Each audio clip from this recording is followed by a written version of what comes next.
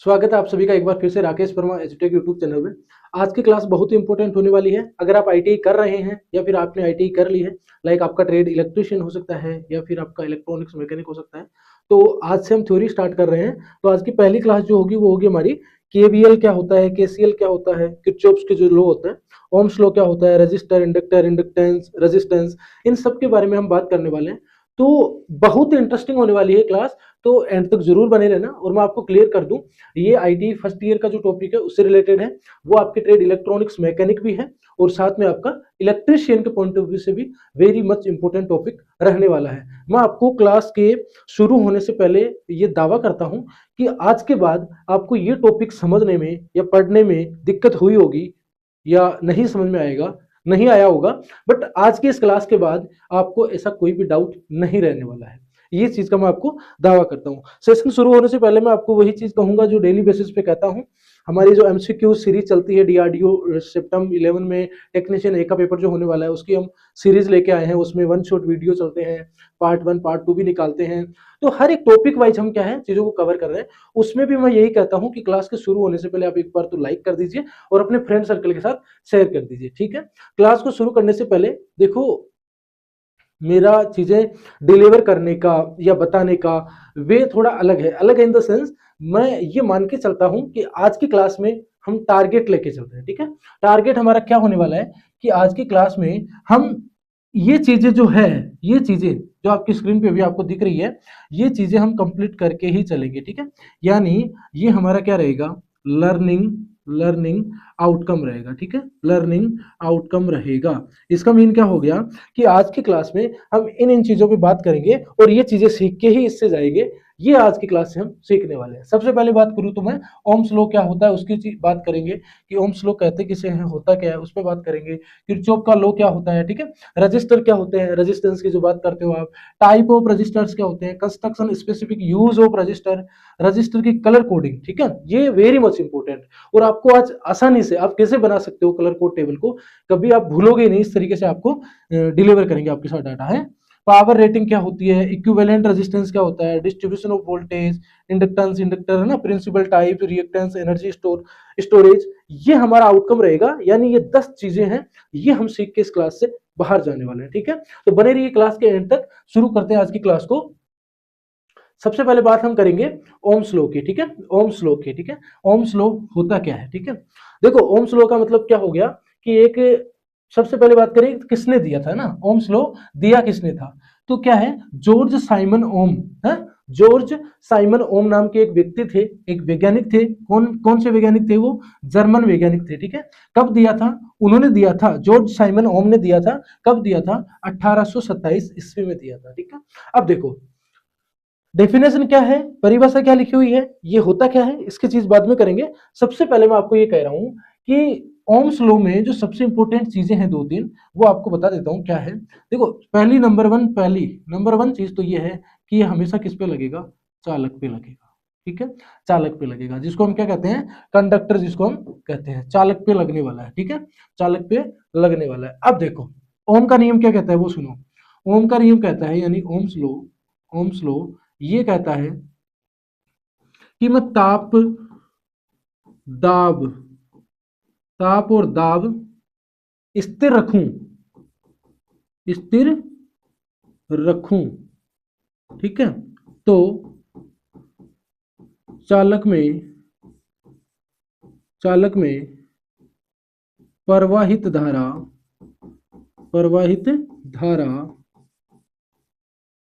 उसके वोल्टेज के समानुपाती होगी,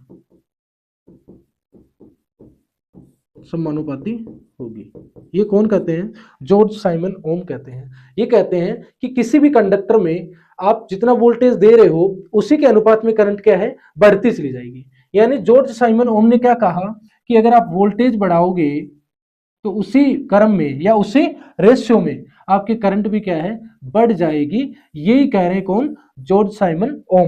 बट किसमें कंडक्टर में, किसमें, चालक में, ठीक है ना। ये किस पे लागू होता है, चालक पे। देखिए क्या कह रहा है, एट कांस्टेंट टेम्परेचर, यानी कि ताप और दाब स्थिर है या तापमान स्थिर है, the current flowing through a conductor is directly proportional to the applied voltage, यानी कि अगर मैं तापमान को स्थिर रख रहा हूं, कांस्टेंट रख रहा हूं, the current flowing through a conductor, तो एक जो आपका कंडक्टर है उसमें से जो करंट फ्लो हो रहा है वो किसके समानुपाती होगा, अप्लाइड वोल्टेज, यानी उसमें जो हम वोल्टेज लगा रहे हैं उसके समानुपाती होता है। स्थिर तापमान पर आप अपने नोट्स प्रिपेयर कर सकते हैं, नोट्स बना सकते हैं, इस लेवल का कंटेंट आपको दिया जाएगा, ठीक है। किसी चालक में बहने वाली धारा उस पर लगाए गए वोल्टेज के सीधे अनुपात में होती है, यानी ओम का नियम सिर्फ इतना कहता है, पहली बात तो ये कहता है ये कि मैं कहां लगूंगा, चालक पे लगूंगा। दूसरी बात, ओम का नियम ये कहता है कि अगर वोल्टेज बढ़ेगा तो समान अनुपात में करंट भी क्या हो जाएगी, बढ़ जाएगी, समान अनुपात में करंट भी क्या हो जाएगी, बढ़ जाएगी। फॉर्मूले की बात करें तो क्या होता है, V समानुपाती I, या फिर क्या हो जाएगा V बराबर आई आर, V बराबर आई आर, ये चीज भी आप नोट डाउन कर लो, V बराबर आई आर, ठीक है। V बराबर आई आर, ये भी आप नोट डाउन कर लो भाई,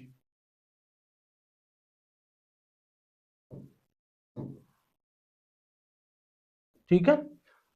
चलिए, ये तो हो गया आपका ओम का नियम। अब जो फॉर्मूला है ना V बराबर आई आर, V बराबर आई आर, देखो उसको याद रखने का तरीका भी हम आपको बताएंगे। हम आपके साथ आए हैं तो आपको कम पढ़ना पड़े, आपको चीजें इजी वे में लगे, है ना, उसके लिए। तो देखो रटना नहीं है, V बराबर आई आर, ये आपका फॉर्मूला है। अब इसको याद कैसे कर सकते हो कि इससे तीन फॉर्मूले बनते हैं, एक तो ये, इसके अलावा दो फॉर्मूले और। तो आपको क्या करना है, एक ट्रायंगुलर बनाना है, ठीक है, एक त्रिभुज बनाना है इस तरीके का। यहाँ लिख देना है V, फिर इसको दो टुकड़े करने हैं, यहाँ लिख देना है I और यहाँ लिख देना है R। अब देखो इसका मतलब क्या हुआ, इसका मतलब ये हुआ कि अगर आपको V बराबर मानना है या V के बराबर निकालना है तो V को छुपा लेना, V को छुपाओगे तो क्या दिखेगा, I into R, I into R, तो ये क्या हो गया, I इंटू आर।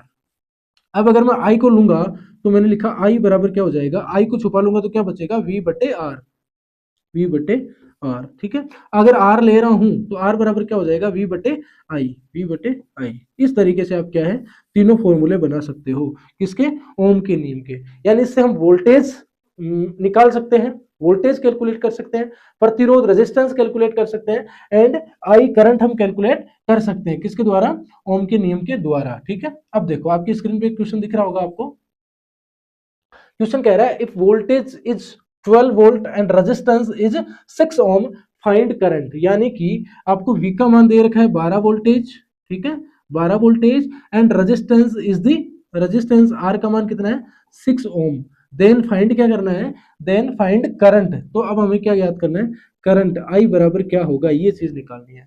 तो अब क्या करना है, सबसे पहले तो आपको ये दिख गया कि मैं I निकालूंगा तो I का फॉर्मूला क्या होता है, I बराबर V बटे R, ठीक है, I बराबर V बटे आर, तो मैं रखूंगा मान, देखो आई बराबर क्या होता है, V बटे आर, ठीक है। फॉर्मूले में मान रखो क्या आ जाएगा, आई बराबर V बटे आर, मतलब 12, V का मान 12 है, बटे आर का मतलब 6 है, तो आई बराबर क्या आ जाएगा, 2 एम्पियर, क्या आ जाएगा, 2 एम्पियर। यानी ऐसे कोई भी क्वेश्चन जिसमें आपको दो चीज की वैल्यू दी जाएगी और एक चीज पूछी जाएगी तो उसमें आपको गलती नहीं करनी है, ठीक है। अगर नहीं समझ में आया है तो एक बार आप रिपीटेशन मोड में डाल के वीडियो को फिर से समझ सकते हैं, ठीक है। चलिए देखो आगे एक क्वेश्चन और दिया गया है, इससे आपको आसानी से समझ में आ जाएगी चीजें, ठीक है। एक क्वेश्चन और दिया गया है तो इससे आप ध्यान से समझोगे ना तो आपको चीजें क्लियर हो जाएगी, ठीक है। चलिए देखो, ये कह रहा है कि वोल्टेज और करंट, अब की बार देखो क्या दिया है, वोल्टेज और करंट दिया है, पिछली बार क्या पूछा था, करंट का मान पूछा था, अब क्या पूछेगा, देखो V बराबर क्या दिया गया है, 10, सॉरी, V बराबर क्या है, 10 वोल्टेज, ठीक है। करंट I बराबर क्या है, आई बराबर कितना है, 2 एम्पियर, ठीक है। पूछा क्या है हमें, पूछा क्या है, फाइंड रेजिस्टेंस, तो आर पूछा है, ठीक है, आर पूछा है। क्या फॉर्मूला होता है आर निकालने का, V बराबर आई आर होता है, तो क्या हो जाएगा, आर बराबर V अपॉन आई, ठीक है, V अपॉन आई। फॉर्मूले में मान रखोगे तो क्या आ जाएगा, V का मान कितना है 10 बटे आई का मान कितना है 2, तो क्या आ जाएगा, आर बराबर कितना आ जाएगा, 5 ओम, कितना आ जाएगा, 5 ओम, यही हो जाएगा आपका राइट आंसर। देखो इस तरीके से आप है ना सारे चीजों के आप आंसर निकाल सकते हो, या न्यूमेरिकल जो क्वेश्चन आते हैं उसको आप कवर अप आसानी से कर सकते हो, ठीक है। चलिए एक मिनट,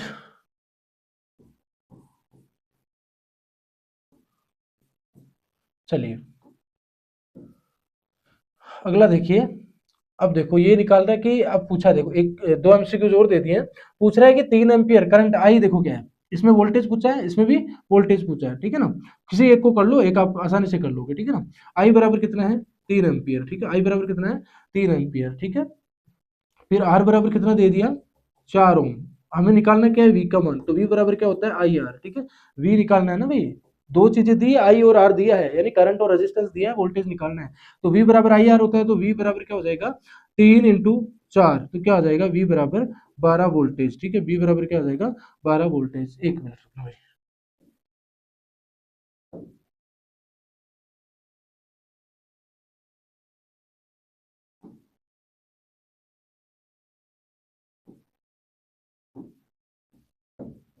ठीक है, वी बराबर क्या आ जाएगा, 12 वोल्ट, है ना। वी बराबर क्या आ गया, 12 वोल्ट। चलिए ऐसे इसको कर सकते हो ना, ये दिया है ना एक, 3 एम्पियर है प्रतिरोध ये है, ठीक है।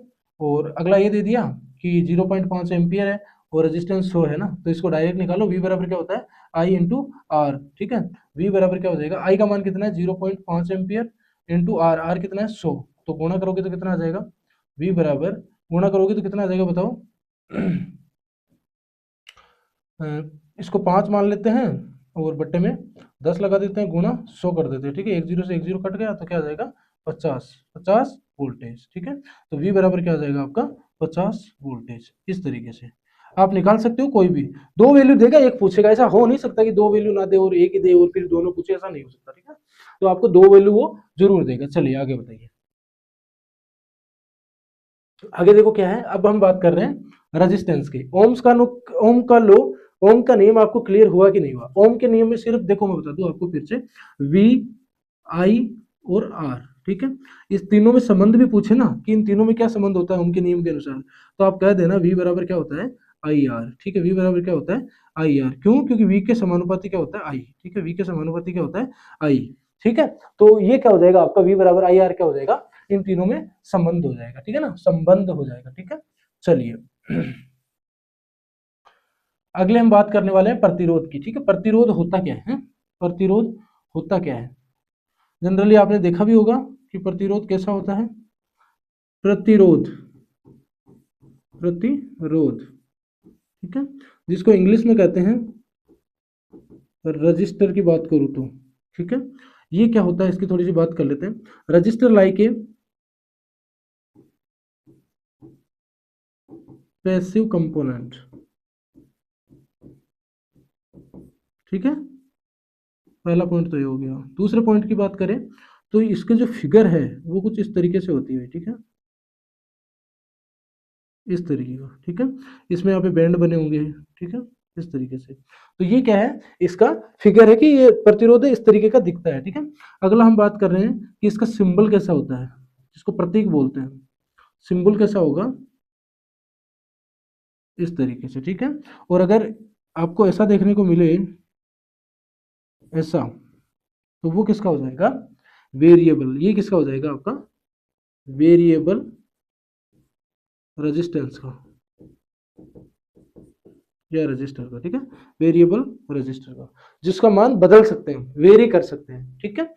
अब ये क्या कर रहा है, इसके देखो एक क्वालिटी होती है इसकी, जैसे आप में भी कोई क्वालिटी होगी, कोई पढ़ने में अच्छा है, कोई रटने में अच्छा है, कोई लिखने में अच्छा है, कोई प्रैक्टिकल करने में अच्छा है, या कोई झूठ बोलने में अच्छा है, या फिर कोई डांस करने में अच्छा है, तो आपकी अपनी क्वालिटी हो सकती है। तो ये प्रतिरोध के अंदर जो क्वालिटी है उसको क्या बोलते हैं हम, रेजिस्टेंस। क्या बोलते हैं, रेजिस्टेंस, ठीक है। ये इसमें क्या होता है, गुण होता है, इस रजिस्टर में ये क्वालिटी होती है। अच्छा, ये जो क्वालिटी है, इस क्वालिटी का काम क्या होता है, इसके काम की बात करें ना कि रेजिस्टेंस का काम या फिर क्वालिटी, रेजिस्टेंस की बात कर रहे हैं भाई। अब रजिस्टर की बात कर लिए, अब हम बात कर रहे हैं रेजिस्टेंस की, ठीक है। ये रजिस्टर की बात हमने कर ली है यहाँ पे, ये रजिस्टर में गुण होता है रेजिस्टेंस। अब हम बात कर रहे हैं कि रेजिस्टेंस क्या काम करता है, तो मैं वर्क लिख दूं डायरेक्ट कि इसका काम क्या होता है। रेजिस्टेंस का काम होता है धारा को रोकना, धारा को रोकना, यानी करंट बह रही है तो उसको रोकेगा कौन, रेजिस्टेंस, ठीक है। दूसरी हम बात कर लेते हैं इसकी यूनिट, इसकी यूनिट क्या होती है, ओम। क्या होती है, ओम, जिसको इस तरीके से लिखते हैं, ठीक है। ये होती है आपकी। अब बात कर रहे हैं कि धारा, जैसे मान लो यहाँ से करंट फ्लो हो रही है, करंट फ्लो हो रही है आई, और बीच में मान लो एक रजिस्टर लगा हुआ है इस तरीके का सर्किट में, तो ये रजिस्टर क्या करेगा, मान लो यहाँ से 2 एम्पियर आ रही थी, ठीक है, 2 एम्पियर करंट आ रही थी, और ये रजिस्टर बीच में आ गया, तो अब यहाँ पे जो करंट मिलेगी ना, वो 2 एम्पियर तो नहीं मिलेगी, 2 एम्पियर से क्या होगी, कम ही हमको मिलने वाली है, 2 एम्पियर से कम ही हमको मिलने वाली है, इतना आपको ध्यान रखना है। प्रतिरोध देखो क्या कह रहा है, प्रतिरोध रेजिस्टेंस धारा के प्रवाह का विरोध करने वाला गुण प्रतिरोध कहलाता है, जैसे मैंने आपको बताया। अब फॉर्मूला क्या होता है, आर बराबर क्या होता है, आर बराबर बताइए भाई, आर बराबर क्या होता है, V बराबर आई, और आर होता है तो आर बराबर क्या हो जाएगा, V बटे आई। इस तरीके से हम प्रतिरोध का मान निकाल सकते हैं, तो ये क्या हो गया इसका फॉर्मूला, ठीक है। अब देखो सबसे इंपॉर्टेंट चीज जो आपके कॉम्पिटिटिव एग्जाम में भी पूछा जाता है, इस चीज का ध्यान रखना, ओम्स लॉ डायोड ट्रांजिस्टर पर लागू नहीं होता है, इस पे लागू नहीं होता है। क्यों नहीं होता है, तो क्या हो जाएगा, डायोड और ट्रांजिस्टर है वो क्या है, एक्टिव कंपोनेंट है। कौन से कंपोनेंट है, एक्टिव कंपोनेंट है, ठीक है ना, एक्टिव कंपोनेंट है कौन, डायोड और ट्रांजिस्टर। फिर ये कह रहा है केवल मेटेलिक कंडक्टर पर लागू होता है, जो ओम का नियम है, सॉरी ये जो आपका क्या है ओम का नियम, सॉरी हाँ, ओम का नियम जो है वो किस पे लागू होता है, आपका चालक पे लागू होता है, किस पे होता है, चालक पे लागू होता है, ठीक है। ये चीजें आपको ध्यान रखनी है, नोट करते जाइएगा साथ साथ, ठीक है, बहुत इंपॉर्टेंट कंटेंट आपके साथ डिलीवर करेंगे, ठीक है। अब हम बात करने वाले हैं किरचॉफ नियम की, ठीक है। देखो अभी तक हमने जाना है ओम का नियम क्या होता है, दूसरा प्रतिरोध या रजिस्टर क्या होता है, ठीक है ना।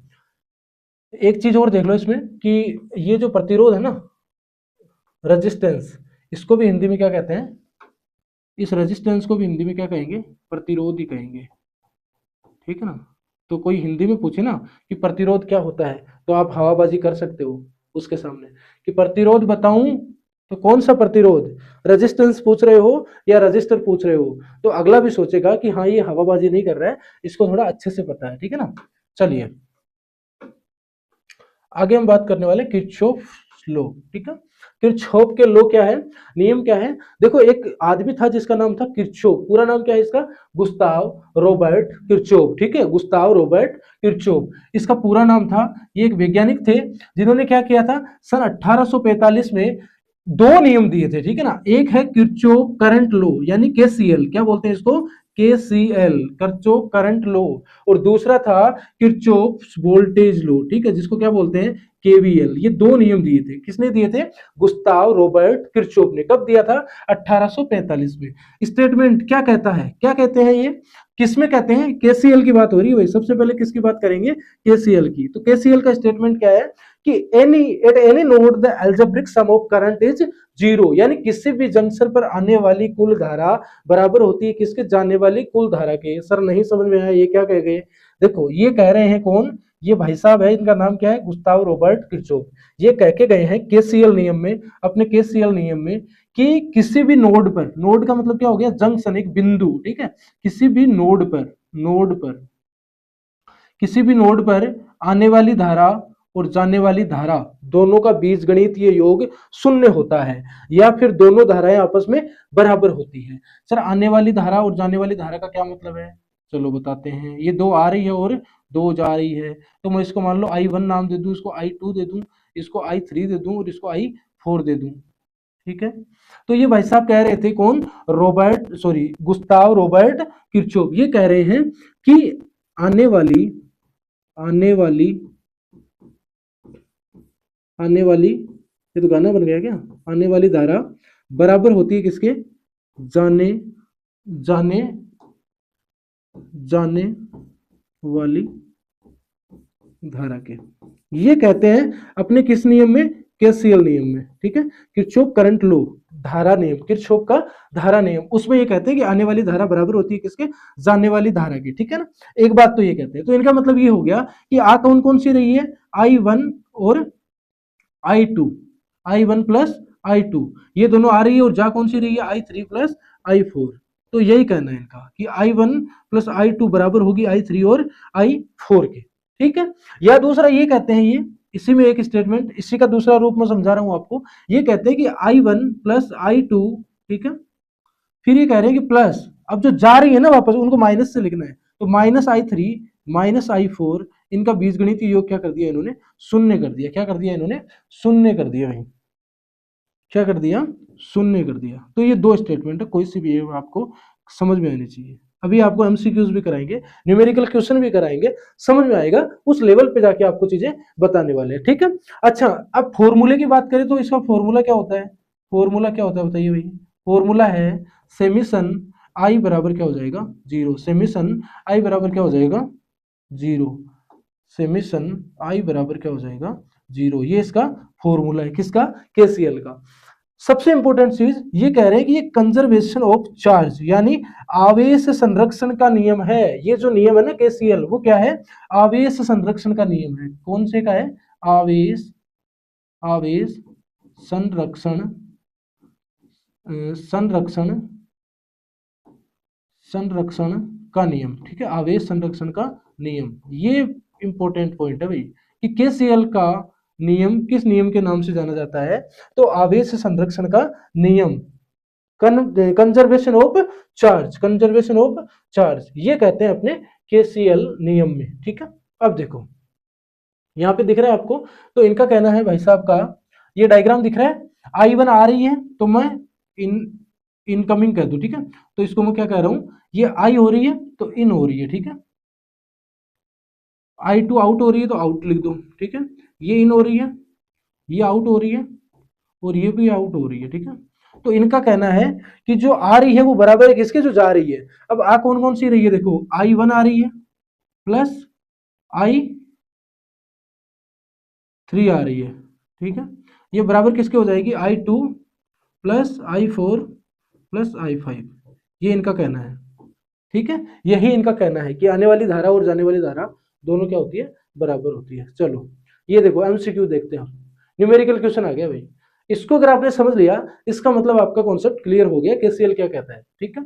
ध्यान से सुनना, जैसा जैसा क्वेश्चन बोल रहे हैं वैसे वैसे बनाते जा रहा हूं, ध्यान से चीजों को समझो, ठीक है। ये कह रहा है किसी नोड पर, मान लो किसी नोड पर, ये मैंने नोड बना दिया, इस नोड पर क्या लिख दिया मैंने, ये नोड है, ठीक है, नोड है या फिर क्या है, जंक्शन है। तो ये कह रहा है कि किसी नोड पर 2 एम्पियर 4 एम्पियर और 6 एम्पियर धारा प्रवेश कर रही है। यानी कि सर ये बात तो ये कह रहा है कि 3 करंट आ रही है, कितनी, 3 करंट आ रही है नोड पर, 3 करंट आ रही है नोड पर, ये हमारा क्वेश्चन कह रहा है, आ रही है नोड पर। अब 3 करंट कौन सी है सर, पहली तो है 2 एम्पियर कोमा, दूसरी है 4 एम्पियर कोमा, तीसरी है 6 एम्पियर। तो हमने देखो क्या करा, 3 लाइनें बना दी इस नोड पे, ठीक है। क्या बना दी, चलो थोड़ा बड़ा बना लेते हैं, इसको दूर बना लेते हैं। हमने क्या करा, एक नोड बनाया, ये लो जी नोड बना दिया, ठीक है। तो 3 करंट आ रही है ना, तो आने दो, आने दो, आने दो, ठीक है। आ रही है, आ रही है, आ रही है। पहली कौन सी है, 2 एम्पियर, दूसरी कितनी है, 4 एम्पियर, और तीसरी है 6 एम्पियर, ठीक है। फिर ये कह रहा है एक धारा बाहर जा रही है, उसका मान ज्ञात करो। एक धारा बाहर जा रही है मतलब ये क्या हो रही है, बाहर जा रही है, मुझे नहीं पता कितनी जा रही है बाहर, पर एक धारा बाहर जा रही है, तो मैं इसको लिख दूं आई आउट, क्योंकि ये करंट क्या है, बाहर जा रही है। अब मुझे ये बताना है कि ये आई आउट है वो कितनी है। तो सर केसीएल कहता है कि आने वाली, आने वाली धारा, आने वाली धारा वो बराबर होती है किसके, जाने वाली धारा के, जाने वाली धारा के। यही तो कहना है केसीएल जी का, या फिर किरचॉफ, रॉबर्ट गुस्ताव किरचॉफ जी का यही तो कहना है। तो लिख दो आने वाली कौन कौन सी है, देखो 2 प्लस 4 प्लस 6 बराबर किसके, जाने वाली, यानी आई आउट के, ठीक है। कितना हो गया, 4 और 2 6 और 6 12, तो कितना हो गया, 12 बराबर क्या हो जाएगा, आई आउट। 12 बराबर क्या हो जाएगा, 12 बराबर क्या हो जाएगा, आई आउट। यानी कि जो बाहर जा रही है वो कौन सी जा रही है, 12 एम्पियर। तो बाहर कौन सी जा रही है, आई आउट, तो ये कितना हो जाएगी, 12 एम्पियर। यानी देखो कुल मिला के ये कहने का मतलब है कि 6 4 10 आ रही है तो 10 ही, सॉरी 6 4 10 और 2 12 आ रही है, तो 12 ही वापस जा सकती है, ठीक है ना। और इनका बीजगणित की योग भी जोड़ोगे तो वो भी क्या हो जाएगा, शून्य हो जाएगा। कैसे, देखो 2 ampere plus 4 ampere, 2 ampere plus 4 ampere plus 6 ampere plus, अब जो जा रही है उसको माइनस साइन से दिखा रहा हूं ना, तो माइनस का क्या हो जाएगा, आई आउट बराबर 0। अब देखो 2 4 6 और 6 12, ठीक है, प्लस माइनस का आई आउट, बराबर 0, ठीक है ना। अब देखो 12 माइनस आई आउट, ठीक है, बराबर 0। आई आउट को इधर भेजूंगा तो क्या हो जाएगा, 12 बराबर आई आउट। बस इतना सा ही इनका कहना है, ठीक है ना। दोनों से, चाहे इससे करो चाहे इससे करो, आंसर तो वही आने का है, ठीक है। ध्यान से चीजों को समझते जाना। आई होप आपको ये क्लियर हुआ है। अगर नहीं भी समझ में आया तो एक बार रिपीटेशन मोड में डालो और फिर देखिए, ठीक है। चलो अगला देखो क्या कह रहा है। अब दूसरे नियम पे आ गए भाई, सेकंड लॉ। क्या नाम है सेकंड लॉ का, केवीएल। केवीएल कौन सा नियम है, केवीएल, किरचॉफ वोल्टेज लॉ, ठीक है। दूसरा नाम क्या कहते हैं इसको, एक नाम से और जाना जाता है, वो क्या कहलाता है, लूप लॉ या फिर मेश लॉ, ठीक है। ये नाम से भी जाना जाता है। कई बार ये भी पूछा जाता है कि लूप लॉ कौन सा होता है, मेश लॉ कौन सा होता है, या किस नाम से, केवीएल का दूसरा नाम क्या होता है, इसलिए से पूछा जा सकता है, ठीक है। कथन में ये क्या कह रहे हैं, in any close loop the algebraic sum voltage, all voltage is zero. देखो ये सबसे इंपॉर्टेंट चीज इसमें ये है कि ये कहाँ लगेगा, बंद परिपथ में, क्लोज लूप में, बंद परिपथ में लगेगा, बंद परिपथ में लगेगा, जिसको कहते हैं क्लोज लूप, ठीक है। क्लोज लूप ये कह रहे हैं कि किसी बंद लूप में सभी वोल्टेज का योग क्या होता है, शून्य होता है। यानी बंद लूप होगा, बंद लूप में, बंद लूप में, बंद लूप में सभी वोल्टेज, सभी वोल्टेज का योग शून्य होगा, शून्य होगा, ठीक है। फॉर्मूले की बात कर रहे हैं कि फॉर्मूला क्या होता है इसका, बेस्ड किस पे होता है, आधारित किस पे होता है, ठीक है। देखो केवीएल का फॉर्मूला क्या हो जाएगा कि सेमिशन लिख लो, V बराबर 0, यानी कि जितना भी वोल्टेज होगा ड्रॉप, उसका जो योग होगा या बीजगणित योग होगा वो क्या हो जाएगा, शून्य हो जाएगा। सेकेंड इंपॉर्टेंट चीज, अगर थर्ड इंपॉर्टेंट चीज की बात करूं तो इसमें ये हो जाएगा कि ये कंजर्वेशन ऑफ एनर्जी, ऊर्जा संरक्षण के नियम पे आधारित है। वो किस पे था, वो किस पे था, आवेश संरक्षण पे, और ये किस पे है, ऊर्जा संरक्षण पे, ठीक है। ऊर्जा संरक्षण के नियम पर बेस है, आधारित है, नियम पर आधारित है, ठीक है ना, नियम पर आधारित है। ये कुछ पॉइंट है जो आपको ध्यान रखने हैं, ठीक है, आधारित है। क्लियर हो रही है चीजें। अब देखो इसको समझते हैं कि एमसीक्यूज की मदद से या फिर एक न्यूमेरिकल क्वेश्चन की मदद से आसानी से आपको समझ में आएगा, ठीक है ना। अभी तो आपको इतना समझ में आया है कि केवीएल ये कहता है कि ये बंद पूत में जितने भी वोल्टेज है उनका योग जो होता है वो 0 होता है। वो कैसे होता है उस चीज की बात करने वाला है, ठीक है। अच्छा सबसे पहले तो देखो ये बंद लूप है पूरा ना, बंद है ना, कहीं से खुला हुआ नहीं है। यहाँ क्या लगी है, बैटरी लगी हुई है, ठीक है ना। यहाँ क्या लगी हुई है, बैटरी लगी हुई है, ठीक है, दिख रहा है आपको। यहाँ पे क्या लगी हुई है, बैटरी लगी हुई है, ये क्या है, बैटरी, ठीक है। फिर यहाँ पे प्रतिरोध लगा हुआ है, यहाँ प्रतिरोध है, यहाँ प्रतिरोध है। तो ये पूरा क्या है कि बंद लूप है, कहीं से भी खुला हुआ नहीं है। बंद का मतलब क्लोज, ओपन नहीं है, क्लोज है, ठीक है। हाँ सर इतनी बात समझ में आ गई, आगे बताओ क्या कहना चाहते हो आप। हम ये कहना चाह रहे हैं कि इसमें देखो ये जो 45 वोल्टेज लिखा है ये क्या है, वोल्टेज सोर्स, ये क्या है, वोल्टेज सोर्स या फिर सोर्स वोल्टेज। तो मैं ये कह रहा हूं कि जो ये सोर्स वोल्टेज का मान है ना वो किसके बराबर होता है, वोल्टेज ड्रॉप्स के बराबर, वोल्टेज ड्रॉप्स के बराबर। ये सिर्फ और सिर्फ ये कहना है किसका, केवीएल का। अब देखो मेरे कहने का मतलब ये है कि यहाँ V1 वोल्टेज ड्रॉप होगा, यहाँ V2 होगा, ठीक है, और यहाँ V3 होगा, ठीक है। तो मैं ये कहना चाहता हूं आपसे कि Vs जो वोल्टेज सोर्स है वो बराबर किसके होगा, V1 plus V2 plus V3। बस इतना सा मैं आपको कहना चाहता हूँ और कुछ नहीं कहना चाहता। बात समझ में आई कि नहीं आई, सर बात समझ में आ गई, पर V1 कहाँ से लाए, V2 कहाँ से लाए, V3 कहाँ से लाए, वो लेने के लिए सबसे पहले ये देखो आप कि देखो वोल्टेज दिया गया है, रेजिस्टेंस दिया गया है, तो मैं क्या निकाल सकता हूँ, करंट निकाल सकता हूँ। अगर मेरे को V दिया गया है, ठीक है, उसके बाद R दिया गया है, तो मैं क्या निकाल सकता हूँ, करंट निकाल सकता हूँ। ठीक है निकालिए सर, कैसे निकालते हैं, चलिए अभी निकालते हैं। देखो मैं ये कह रहा हूं आपसे, ध्यान से सुनना और ध्यान से देखना, ठीक है। इधर देखो है, मैं ये कह रहा हूं कि यहाँ पे 45 वोल्टेज है और यहाँ 3 सीरीज में लगे हुए हैं। कितने रजिस्टर है, 3 रजिस्टर या 3 प्रतिरोध किसमें लगे हुए हैं, 3 प्रतिरोध कैसे लगे हुए हैं, सीरीज में, सीरीज में लगे हुए हैं, ठीक है। तो टोटल आर टी क्या हो जाएगा, आर टी बराबर क्या हो जाएगा, R1 plus R2 plus R3। Series में तो यही होता है, सीधा सीधा जुड़ जाता है, ठीक है। R1 R2 R3, चलो RT बराबर रेजिस्टेंस टोटल बराबर R1 कितना है 5 ओम या 5 किलो ओम, ठीक है, 5 किलो ओम, ठीक है। दूसरा है R2, वो कितना है 10 किलो ओम, ठीक है। तीसरा है आपका 7.5 किलो ओम या 7.5 किलो ओम, ठीक है। ये तीन है, तीनों को जोड़ोगे तो कितना आ जाएगा, आर टी बराबर 10 5 15 और 15 और 7.5 22 किलो ओम या 22.5 किलो ओम, ठीक है। ये हमारा क्या आ गया, रेजिस्टेंस टोटल, ये प्रतिरोध का मान आ गया, ठीक है।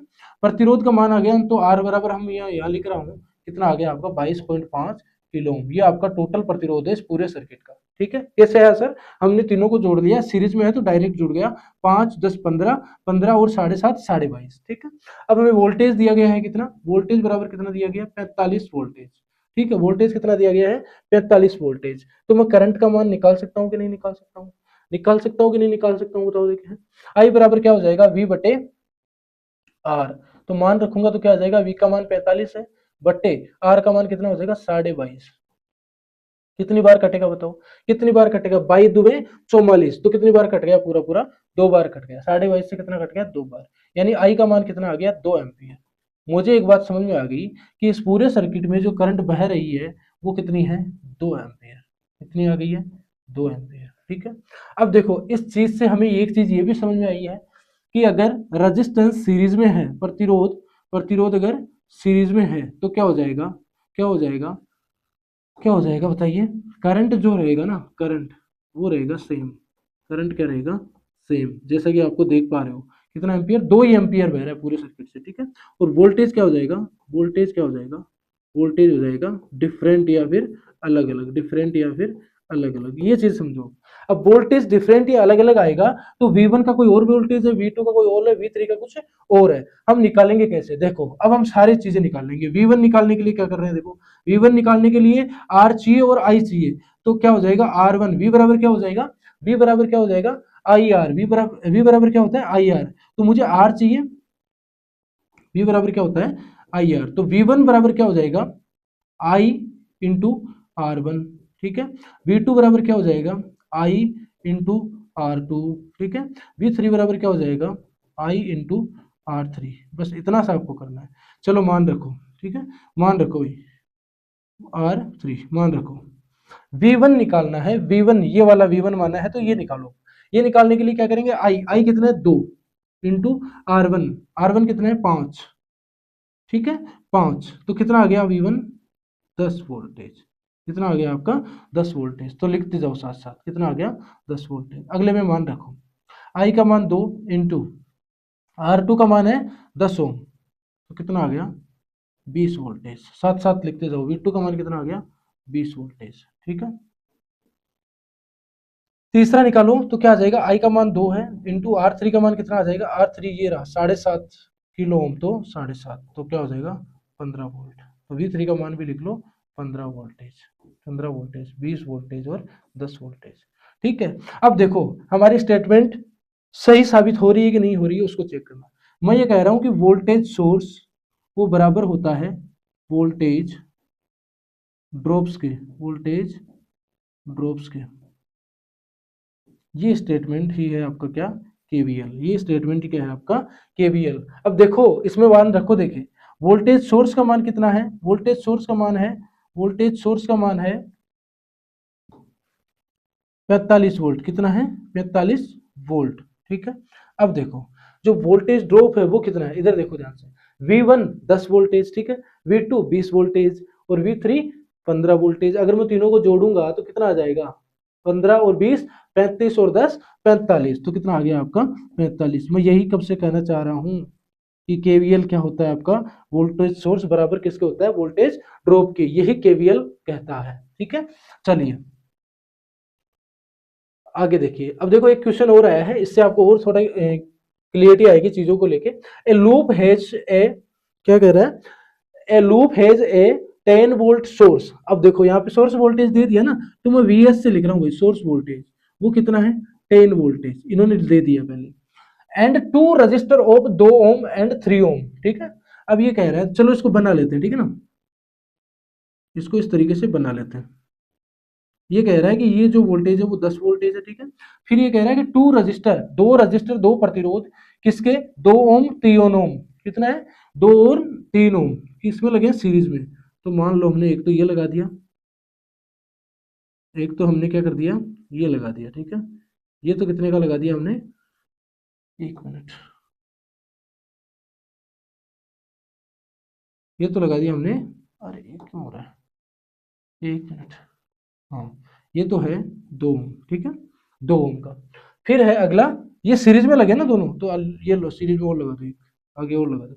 ये कितने का है, ये कितने का हो गया आपका 3 ओम, ठीक है।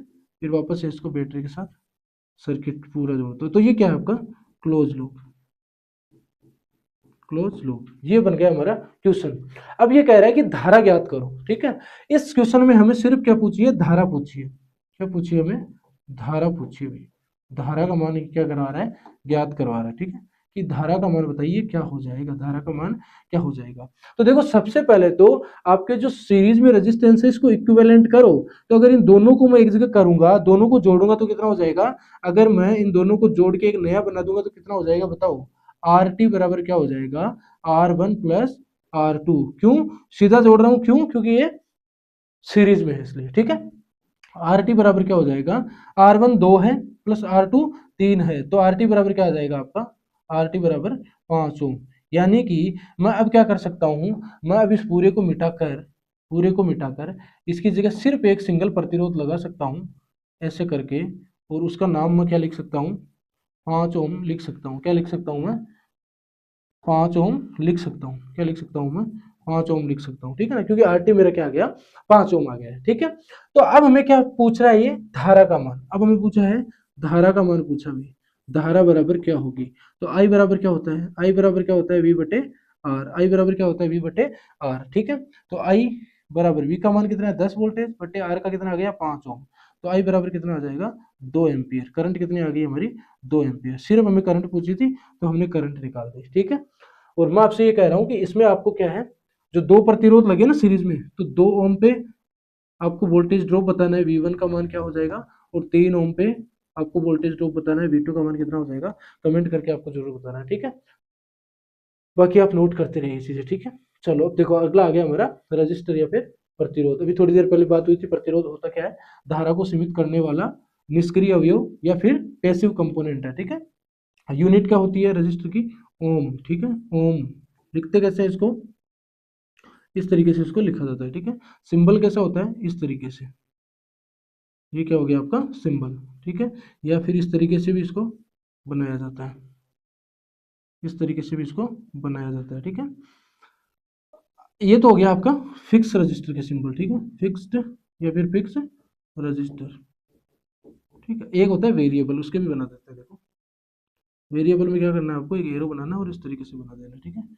इसमें भी क्या करना है आपको, इस तरीके से बनाओ और फिर एक एरो बना दो। ये तो ये कौन सा हो जाएगा आपका वेरिएबल, वेरिएबल रजिस्टर, ठीक है। ये लो इस तरीके से बनाने में। चलो अगला है टाइप ऑफ रजिस्टर, है ना। तो प्रकार में देखते हैं। सबसे पहला 1 नंबर का प्रकार है, ये प्रकार जो है ना, मैं पहले आपको क्लियर कर दूं, आप अपने नोट्स बना रहे हो उसमें लिख लो। ये प्रकार है फिक्स टाइप के, फिक्स रजिस्टर है ना, उसके प्रकार है, ठीक है ना। वेरिएबल की बात नहीं कर रहे हैं, वेरिएबल की थोड़ी सी आगे करेंगे, ठीक है ना। ये जो प्रकार है वो फिक्स रजिस्टर के हैं। और फिक्स रजिस्टर में सबसे पहला जो रजिस्टर है वो कौन सा है आपका, कार्बन कंपोजिशन रजिस्टर, ठीक है, कार्बन कंपोजिशन रजिस्टर। देखो कार्बन पाउडर प्लस रेजिन का ये बनाया जाता है, हाई नॉइज लो स्टेबिलिटी होती है इनकी। टोलरेट कितना कर लेते हैं, टॉलरेंस कितनी होती है +-20%, ठीक है। उपयोग क्या है, लो कॉस्ट सर्किट में इनका उपयोग किया जाता है, ठीक है ना। दूसरा है कार्बन फिल्म रजिस्टर, जैसा आपको डायग्राम में दिखाया है, ये कौन सा है कार्बन कंपोजिशन रजिस्टर। जो ज्यादातर हम पीसीबीज पे पावर सप्लाई बना रहे हैं या कोई सर्किट ड्रॉ कर रहे हैं, क्लैम्पर क्लिपर सर्किट बना रहे हैं या रेक्टिफायर सर्किट बना रहे हैं, तो उनमें भी हम यूज करते हैं, ठीक है। दूसरा है 2 नंबर का, वो है आपका कार्बन फिल्म रजिस्टर, ठीक है। ये जो आपको दिख रहा है ये क्या है, कार्बन फिल्म रजिस्टर। देखो इसमें कार्बन लेयर है ना वो डिपॉजिट की हुई रहती है, इसमें जो है कार्बन की लेयर है वो डिपॉजिट की रहती है, नाम से पता लग रहा है क्या है, कार्बन फिल्म रजिस्टर। फिर क्या है, ये बेटर स्टेबिलिटी देते हैं हमको। क्या होता है, ये बेटर स्टेबिलिटी देते हैं। स्टेबिलिटी का मतलब क्या है कि स्टेबल, स्थिरता देते हैं बेटर, ठीक है। उपयोग क्या है, देखो धारा को सीमित करने के लिए, वोल्टेज डिवाइडर सर्किट के रूप में, सामान्यतः इलेक्ट्रॉनिक सर्किट में और ट्रांजिस्टर की बाइसिंग में इनका उपयोग किया जाता है। तो जब आपको पूछा जाए ना कि कार्बन फिल्म रजिस्टर का उपयोग कहाँ किया जाएगा, तो आप ये बोल सकते हो कि वोल्टेज डिवाइडर सर्किट और ट्रांजिस्टर की बाइसिंग में इसका मुख्यतः उपयोग किया जाता है। ठीक है, तीसरे रजिस्टर की बात करूं तो मेटल फिल्म रजिस्टर है भाई। ठीक है, इस तरीके की एक इमेज है जो आपको दिख रही है स्क्रीन पे, ये कौन सा है आपका मेटल फिल्म रेजिस्टेंस। ठीक है, हाई एक्यूरेसी रजिस्टर, जिसका नाम एक नाम और भी कह सकते हो आप, हाई एक्यूरेसी रजिस्टर को जिस नाम से जाना जाता है वो कौन सा है आपका मेटल फिल्म रजिस्टर। ठीक है, या रेजिस्टेंस। देखो क्या है, मेटल एलॉय फिल्म। ठीक है, मेटल एलॉय फिल्म का बना हुआ होता है, लो नॉइज होता है। उपयोग क्या है, जो आपके प्रैक्टिकल एग्जाम होते हैं ना उसमें सबसे ज्यादा इसके बारे में पूछा जाता है, या प्रैक्टिकल में सबसे ज्यादा उपयोग होता है इसका फीडबैक सर्किट में। ओपएम एम्पलीफायर जो ऑपरेशनल ओपीएमपी मतलब ऑपरेशनल एम्पलीफायर में क्या है, सर्किट में इसका यूज होता है। मेजरिंग एंड कंट्रोल सर्किट में भी इसका उपयोग किया जाता है, किसका, मेटल फिल्म रजिस्टर का। ठीक है, 4 नंबर का जो क्या है, वायर बाउंड रजिस्टर। ठीक है, वायर बाउंड रजिस्टर, जैसा कि आपको डायग्राम में दिख रहा है, वायर बाउंड रजिस्टर 4 नंबर किसका बना हुआ रहता है, नाइक्रोम वायर्ड। देखो इसके चारों तरफ क्या है, एक नाइक्रोम का वायर लपेटा रहता है। ठीक है ना, चारों तरफ इस तरीके से नाइक्रोम का वायर। ठीक है, किस चीज का है, नाइक्रोम का, नाइक्रोम का। ठीक है, नाइक्रोम क्या है, एक मिश्र धातु है, मिश्र धातु है। किससे बनती है, निकल प्लस क्रोमियम से, निकल प्लस क्रोमियम से मिलके बनती है। ठीक है, हाई पावर रेटिंग होती है, इनकी पावर रेटिंग क्या है, हाई होती है। हाई पावर रेटिंग का मतलब क्या हो गया, हाई पावर रेटिंग का मतलब हो गया करंट हैंडलिंग कैपेसिटी ज्यादा होती है, current handling capacity is more. ठीक है, क्या होती है, करंट हैंडलिंग कैपेसिटी है वो ज्यादा होती है, यानी ये ज्यादा करंट को झेल सकते हैं। ठीक है ना, इंडक्टिव इफेक्ट प्रेजेंट होता है इनमें। क्या है, देखो इनमें क्या है, इंडक्टिव इफेक्ट भी क्या होता है, प्रेजेंट होता है, यानी धारा परिवर्तन के, धारा परिवर्तन को, धारा परिवर्तन का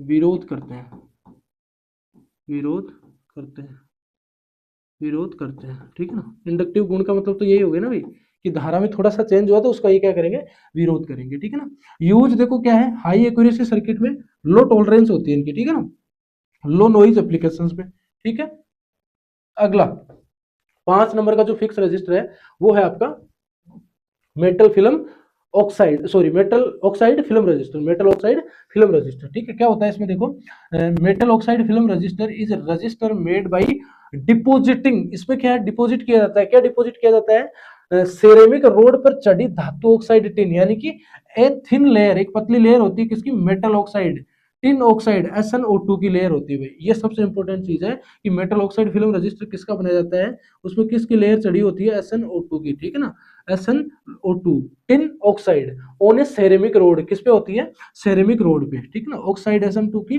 पतली परत से बना होता है। ठीक है, उपयोग क्या है इसका, हाई टेम्परेचर स्टेबिलिटी। ये जो है रजिस्टर दिख रहा है आपको, ये ज्यादा तापमान में भी, ज्यादा तापमान में भी काम कर लेगा, ज्यादा तापमान में भी वर्केबल। ठीक है, वर्केबल, काम के योग्य है। ठीक है, दूसरा ये कह रहा है हाई वोल्टेज सहन क्षमता, हाई वोल्टेज सह सकता है, क्या कर सकता है, हाई वोल्टेज सह सकता है। ठीक है ना, हाई वोल्टेज सह लेगा।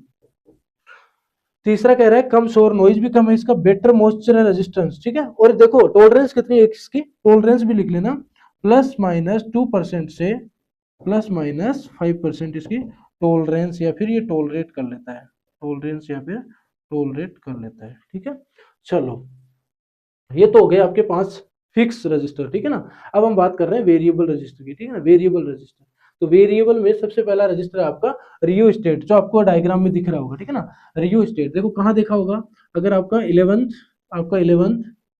11th या फिर 12th क्या है, PCB या फिर PCM रहा होगा। ठीक है ना, यानी कि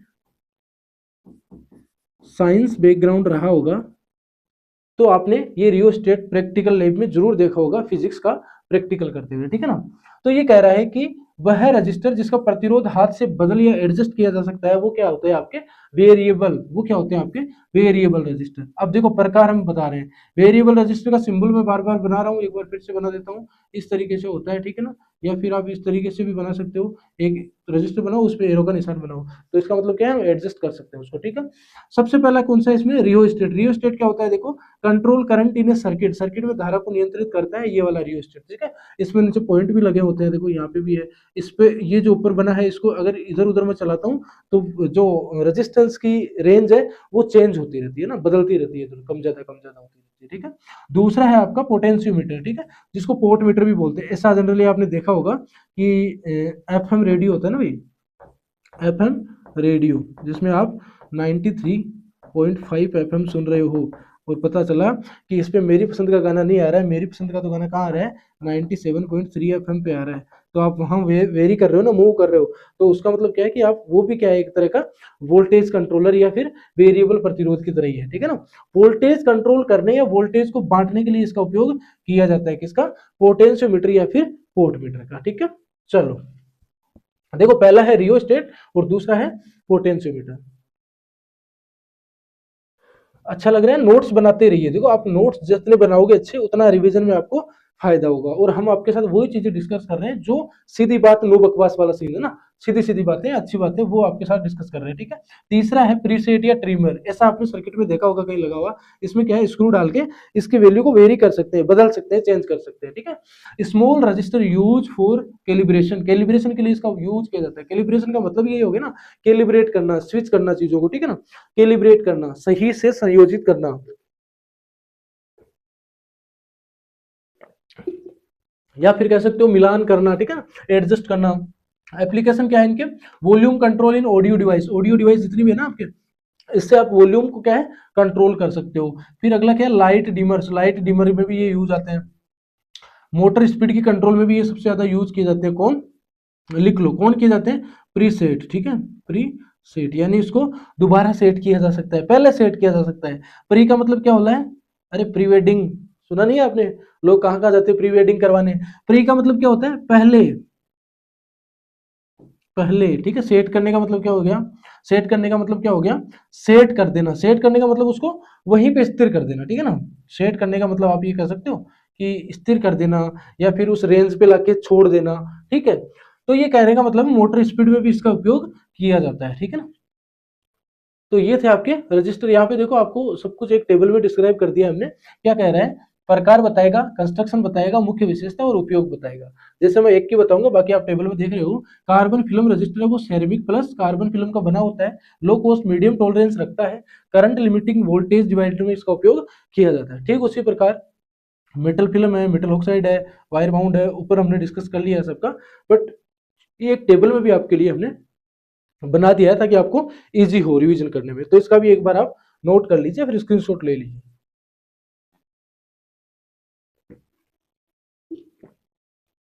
चलिए अगला देखते हैं। अब देखो सबसे इंपॉर्टेंट चीज कि कलर कोडिंग, ठीक है। रजिस्टर की कलर कोडिंग बहुत इंपॉर्टेंट है। पॉइंट ऑफ व्यू किसी का भी ले सकते हैं, आपका वाइवा एग्जाम हो या फिर प्रैक्टिकल एग्जाम हो या फिर स्किल टेस्ट हो, उसमें भी पूछा जाता है। स्किल टेस्ट में तो सीधे सीधे आपको 5 रजिस्टर देंगे, ठीक है ना, 5 रजिस्टर देंगे, बोलेंगे। मैं ये नहीं कह रहा कि सिर्फ रजिस्टर ही देंगे, उनके अलावा बहुत सारे क्वेश्चन होंगे, पर एक क्वेश्चन तो यही होगा रजिस्टर का, ठीक है ना। तो रजिस्टर में क्या पूछेंगे, वो 5 रजिस्टर दे दिए आपको, बोलेंगे कलर कोड के हिसाब से, कलर कोड से, ठीक है, कलर कोड से एंड मल्टीमीटर से, किससे, डिजिटल मल्टीमीटर से वैल्यू बताओ, वैल्यू बताओ या फाइंड करो कितनी होगी, ठीक है ना। मल्टीमीटर से भी हर कोई नहीं मेजर कर सकता है। लाइक ये आपका मल्टीमीटर है, ठीक है ना, मल्टीमीटर है, इसमें अलग अलग रेंज है, जैसे वोल्टेज की है, एसी वोल्टेज की है, करंट की है, ठीक है ना, डायोड मोड भी है, कंटिन्यूटी मोड भी है, प्रतिरोध है, डीसी की करंट भी है, ट्रांजिस्टर का गेन भी इससे मेजर कर सकते हैं। तो मल्टीमीटर का यूज भी हर कोई नहीं कर सकता है, या हर किसी को यूज करना ही नहीं आता है। मल्टीमीटर के लिए भी हम एक क्लास करेंगे कि मल्टीमीटर का कैसे यूज करते हैं, क्या क्या चीजें होती है, कैसे मेजर करते हैं। तो मल्टीमीटर से भी आपको वैल्यू बतानी है कि मल्टीमीटर से कितनी वैल्यू आ रही है, फिर उसी को आप कलर कोड से भी चेक करके बताओगे। तो देखो ये करने से पहले सबसे पहले आप ये समझो, जो मैं चीज को आप बताने जा रहा हूँ उस चीज को पहले इससे पहले समझो, ठीक है ना। ये टेबल कुछ नहीं है, ये आपको बड़ी लग रही होगी, पर आपको इजी वे में इसको बनाना भी बताएंगे कैसे इसको आप बना सकते हो, ठीक है ना। कोई टेंशन वाली बात नहीं है, ठीक है। चलिए देखो सबसे पहले समझो कि रजिस्टर है ना, रजिस्टर कैसा होता है रजिस्टर। जैसे एक मैं फिगर बनाऊं तो इस तरीके से एक रजिस्टर हो गया, ठीक है। इसमें एक ये पट्टियां बनी होती है, ठीक है ना। ये पट्टियां बनी होती है अलग अलग कलर की, ठीक है। अलग अलग कलर की क्या है, पट्टियां बनी रहती है भाई, ठीक है। मैं ये कह रहा हूँ कि ये जो अंदर पट्टियां बनी है ना, इनको बैंड बोला जाता है। ये वो बैंड नहीं है कि बाबू बैंड, राजा बैंड, वो वाला नहीं है। इनको बैंड बोला जाता है। और बैंड का मतलब क्या है, कलर की पट्टियां, कलर की पट्टियां, जो पट्टी बनी रहती है ना कलर की, उसी को क्या कहते हैं, बैंड कहते हैं। इतना समझो।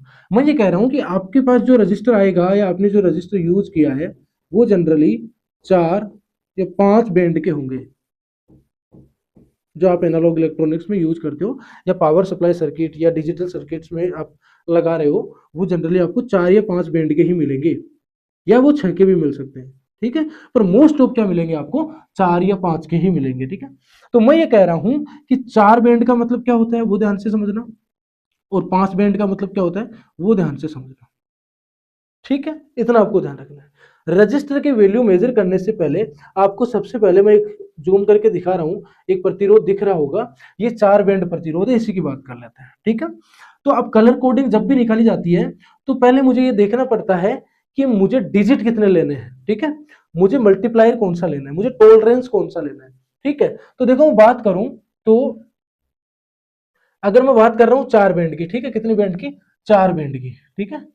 तो 4 बैंड में क्या होता है, अगर मैं 4 बैंड की बात करूं तो 4 बैंड में क्या होगा, 4 बैंड में 2 तो हो जाएंगे डिजिट के, ठीक है, और 2 बैंड हो जाएंगे उनमें से, तीसरा जो बैंड हो जाएगा, अगर तीसरे बैंड 2 तो डिजिट के होंगे ना भाई, तीसरा बैंड जो हो जाएगा वो किसके लिए हो जाएगा, मल्टीप्लायर के लिए, और चौथा बैंड हो जाएगा आपका टॉलरेंस के लिए।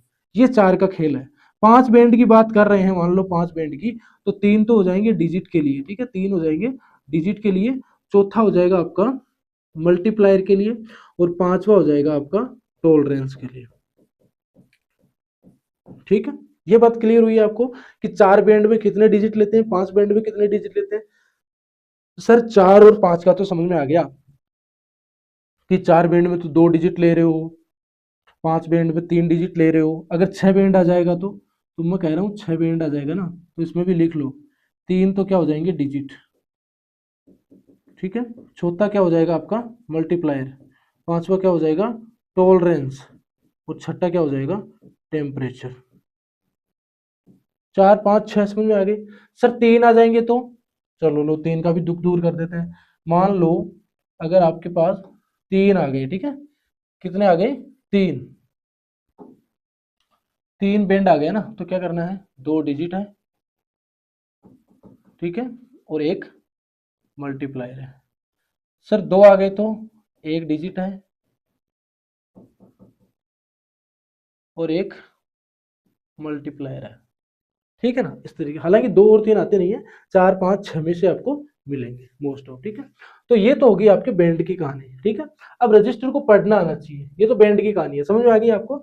अब मैं ये कह रहा हूँ कि आपको रजिस्टर को पढ़ना आना चाहिए भाई, कि रजिस्टर को पढ़े किससे, ठीक है। तो उसको देखो ध्यान से आप, ये आपका एक रजिस्टर है, इसको देखो ध्यान से, इसमें कितने बैंड है देखो, इसमें बैंड है एक, अगर मैं इसको नाम दूं तो क्या हो जाएगा, एक, ठीक है, एक बैंड, ये 2 बैंड, ये तीसरा बैंड, ठीक है, और ये चौथा बैंड। मैं ये काउंट करना इधर से स्टार्ट कर रहा हूँ, 1 2 3 4, 4 बैंड। तो आप कह रहे हो सर इधर से क्यों स्टार्ट कर रहे हो, हम इधर से भी तो कर सकते हैं, राइट साइड से भी तो कर सकते हैं, लेफ्ट से क्यों कर रहे हैं।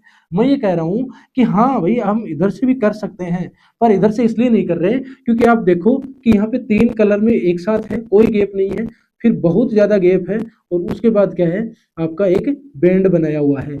तो इस बहुत सारे गैप के बाद एक है, तो मतलब ये बात ये तय कर देता है कि ये वाला हिस्सा क्या हो जाएगा, एंड का हो जाएगा, एंड का हो जाएगा, यानी कंटिन्यूस बैंड देगा, फिर गैप देगा, फिर लास्ट देगा, तो वो हिस्सा क्या मानना है आपको, एंड मानना है, अंतिम मानना है। इस बेस पे मैं इसको क्या कह रहा हूं कि ये लास्ट वाला है, ठीक है, ये लास्ट वाला है। बाकी लेफ्ट राइट मत करना, लेफ्ट राइट में तो आप मैं घुमा के भी दे सकता हूँ ना, इस तरीके से घुमा के दे दूं तो लेफ्ट राइट का कॉन्सेप्ट नहीं लगेगा। आप कलर को जब ध्यान से देखोगे ना तो आपको देखने को मिलेगा कि कुछ बैंड सिमिलर गैप में है, फिर बहुत ज्यादा गैप है, और उसके बाद क्या है, चौथा या लास्ट बैंड है, तो उस बैंड में लास्ट वाले में इतना गैप होगा, इसका मतलब वो क्या हो जाएगा, लास्ट वाला हो जाएगा, फर्स्ट वाला नहीं होगा, ठीक है ना। अब देखो फर्स्ट वाला, इसमें अगर 4 बैंड है तो मैं कह रहा हूँ कितने डिजिट के होंगे, 2 क्या हो जाएंगे, डिजिट के हो जाएंगे भाई, 2 क्या हो जाएंगे, डिजिट के, एक मल्टीप्लायर का और चौथा टोलरेंस का, किसका हो जाएगा, टोलरेंस का। इसी तरीके से हम करते जाएंगे, ठीक है ना। 5 बैंड का है तो क्या हो जाएगा, 3 डिजिट के हैं, 3 डिजिट के हो जाएंगे, 3 डिजिट के, चौथा हो जाएगा आपका मल्टीप्लायर और पांचवा हो जाएगा आपका टोलरेंस। बस इतना आपको समझना है चीजों को। अच्छा मुझे एक बार बताओ, ये समझ में आया कि नहीं आया, बैंड आपको, बैंड समझ में आया कि नहीं आया बताओ, बैंड क्लियर हुआ कि नहीं हुआ बताओ, हो गया तो अच्छी बात है, और नहीं भी हुआ तो एक बार रिपीट मोड में आप क्लास को जरूर देख लो, ठीक है। चलिए अब हम बात करने वाले हैं कि हम वैल्यू निकालें कैसे सर, बैंड तो समझ में आ गया, पर हम वैल्यू कैसे निकालें, प्रतिरोध की वैल्यू कैसे निकालें, वो चीज बता रहे हैं आपको, ठीक है। उसके लिए आपको क्या करना पड़ेगा, पहले कलर कोड टेबल है उसको समझना पड़ेगा या उसको याद करना पड़ेगा। यानी पहले आपको कलर दिए रहेंगे, डिजिट दी रहेगी, मल्टीप्लायर दिया रहेगा, टॉलरेंस दी रहेगी, या टेम्परेचर भी दिया रहेगा, ठीक है ना। तो हमारे जो काम की चीज है, सबसे पहले देखो हमें कलर का जो ये है ये पढ़ना पड़ेगा, इसको समझना पड़ेगा। जीरो डिजिट 0 से स्टार्ट होगा और 9 तक चलेगा, 0 से स्टार्ट होगा 9 तक चलेगा, 0 से स्टार्ट होगा 9 तक चलेगा। सर ये 3 बार क्यों लिख दिया, जब सेम ही डिजिट है तो 3 बार क्यों लिखा। मैं बोल रहा हूँ ये 3 इसलिए लिखा है क्योंकि मान लो अगर 6 बैंड का रजिस्टर आ गया तो उसमें हम 3 डिजिट लेते हैं, ठीक है ना, 3 डिजिट लेते हैं। 6 बैंड का कोई रजिस्टर आ गया तो 3 डिजिट लेते हैं, इसलिए हमने 3 डिजिट क्या है लिखे हैं यहाँ पे, 3 डिजिट लिखे हैं यहाँ पे, ठीक है। तो देखो अब क्या हो जाएगा, सबसे पहला कलर है आपका ब्लैक, ठीक है, उसके बाद ब्राउन, ब्लैक ब्राउन, उसके बाद क्या है रेड, उसके बाद ऑरेंज, उसके बाद yellow, green, blue, violet, grey, white, gold, silver, और लास्ट में कौन सा होता है आपका, नो कलर। क्या होता है, नो कलर, यानी कोई कलर नहीं है। अब देखो जब आप कलर लिख रहे हो ब्लैक तो उसको 0 नंबर देना, क्योंकि डिजिट हमेशा 0 से स्टार्ट हो रही है, ठीक है। फिर ब्राउन को 1 2 3 4 ऐसे करते करते नीचे आप देते जाना, ठीक है ना, नो तक जाना है, नो से आगे नहीं जाना है। फिर डिजिट सेकंड भी सेम रहेगा, थर्ड भी सेम रहेगा। अब आते हैं मल्टीप्लायर। तो मल्टीप्लायर क्या होता है, देखो अगर मैंने डिजिट ब्लैक के लिए 0 लिया है तो मैं ब्लैक के लिए मल्टीप्लायर क्या लूंगा, वो 10 की पावर में लूंगा, 10 की पावर में लूंगा। अगर मैंने ब्लैक के लिए, यहां समझो ध्यान से, अगर मैंने ब्लैक के लिए, ध्यान से समझना है भाई, डिजिट और कलर तो समझ में आ गया ना कि कलर क्या है, हैं? अब देखो मैं ये कह रहा हूं कि आपका जो मल्टीप्लायर है ना उसको हमेशा किस में लेते हैं हम, 10 की 10 की पावर में लेते हैं भाई, ठीक है ना। 10 की पावर मतलब क्या हो गया, इस तरीके से, ये 10 की पावर 2 है या 1 है, 10 की पावर 1 है, इस तरीके से।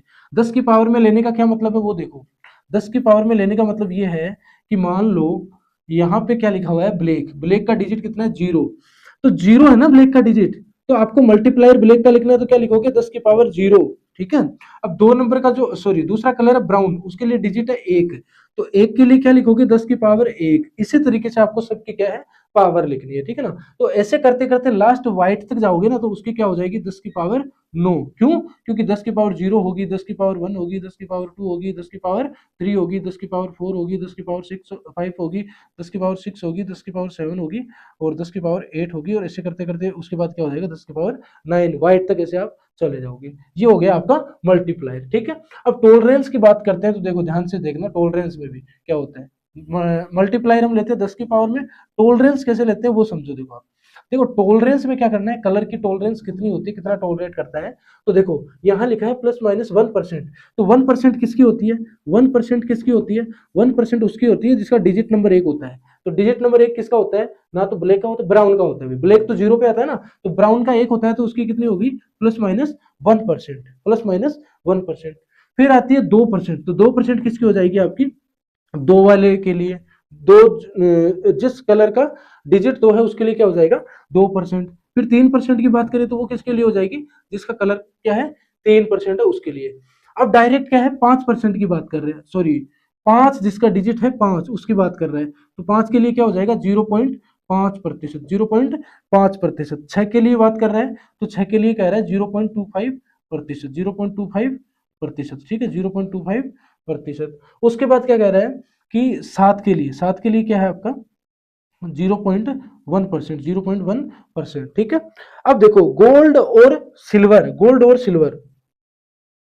और सिल्वर वेरी मच इंपॉर्टेंट। आपका गोल्ड है उसकी टॉलरेंस आपको याद ही रख लेनी है, और सिल्वर है उसकी टॉलरेंस आपको याद रख लेनी है, और कोई कलर नहीं है उसकी भी आपको याद रख लेनी है। क्या होती है तीनों, गोल्ड की कितनी होती है, +-5%, कितनी होती है, +-5%।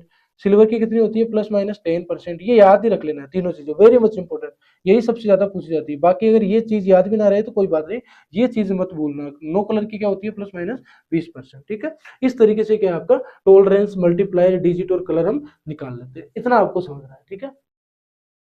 चलिए देखो, अब यहाँ पे आपके सामने पूरा एक ब्लैंक पेज लिया आपने, और हम देखो यहाँ पे बिल्कुल भी एक टेबल नहीं है, पर हम आपके सामने एक टेबल बनाएंगे और उसी तरीके से आप बनाना सीख जाना, ठीक है ना। देखो ध्यान से मैं क्या कहना चाह रहा हूँ। सबसे पहले मैं कलर लूंगा, तो उसके लिए एक फॉर्मूला होता है या फिर एक ट्रिक होती है, उसको ध्यान से समझो और सुन लो। क्या होता है, बी क्या होता है, देखो ट्रिक को सुन लेना। अभी देखो कोई स्क्रीन पे दिख रहा है आपको, किसी भी प्रकार की कोई टेबल नहीं है, और अभी पूरी टेबल हम बना देंगे यहाँ पे। यही चीज मैं सिखाने की कोशिश कर रहा हूँ, ध्यान से समझना, ध्यान से सुनना। कलर का देखो ट्रिक क्या है, लिखो B B Roy, ROY, B Roy, ठीक है। फिर क्या है, Great Britain, very good wife. और कहते हैं जब वाइफ आ जाती है तो वो डिमांड करती है किसकी, गोल्ड और सिल्वर की, ठीक है, गोल्ड और सिल्वर की। और लास्ट में कौन सा है आपका, नो कलर, ठीक है, नो कलर। ठीक है सर, इतनी समझ में आ गई कि B Roy, Great Britain, very good wife, और जब वाइफ आ जाती है तो गोल्ड और सिल्वर की वो डिमांड करती है। ऐसी ट्रिक बना के हम इसको याद कर रहे हैं। अच्छा, पहले बी से क्या हो जाएगा आपका, ब्लैक। पहले बी से क्या हो गया, ब्लैक। जैसे कलर लिखा था कलर आना स्टार्ट हो गया भाई। बी से क्या हो गया, ब्राउन, ठीक है, बी से क्या हो गया, ब्राउन। आर से क्या हो गया आपका, रेड, ठीक है। ओ से क्या हो गया आपका, ऑरेंज, ठीक है, ओ से क्या हो गया आपका, ऑरेंज।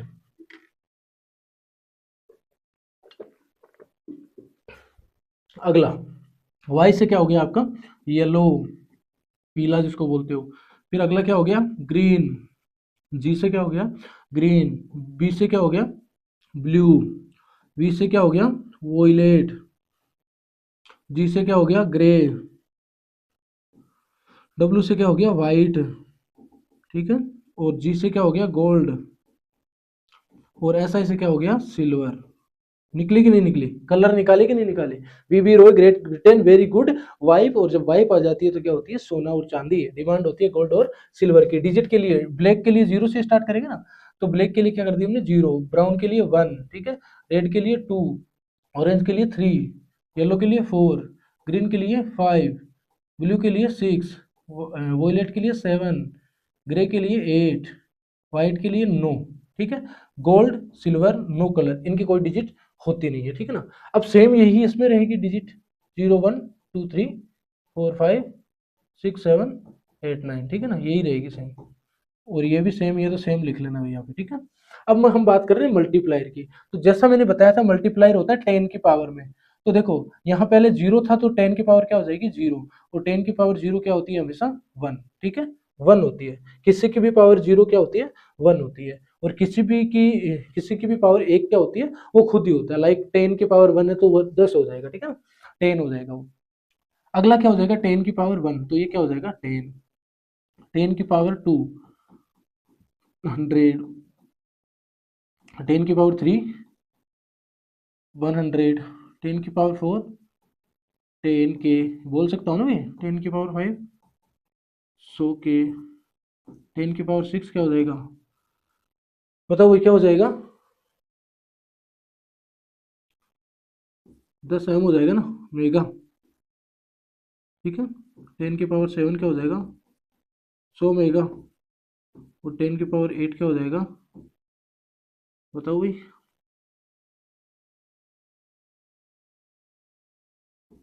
10 गीगा।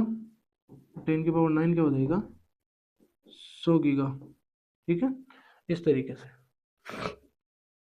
1 हो जाएगा, 10 की पावर 2 100 हो जाएगा, 10 की पावर 3 1000 हो जाएगा, ये 10,000, और ये 1 लाख, और ये 10 लाख, और फिर ये 100 लाख, और फिर ये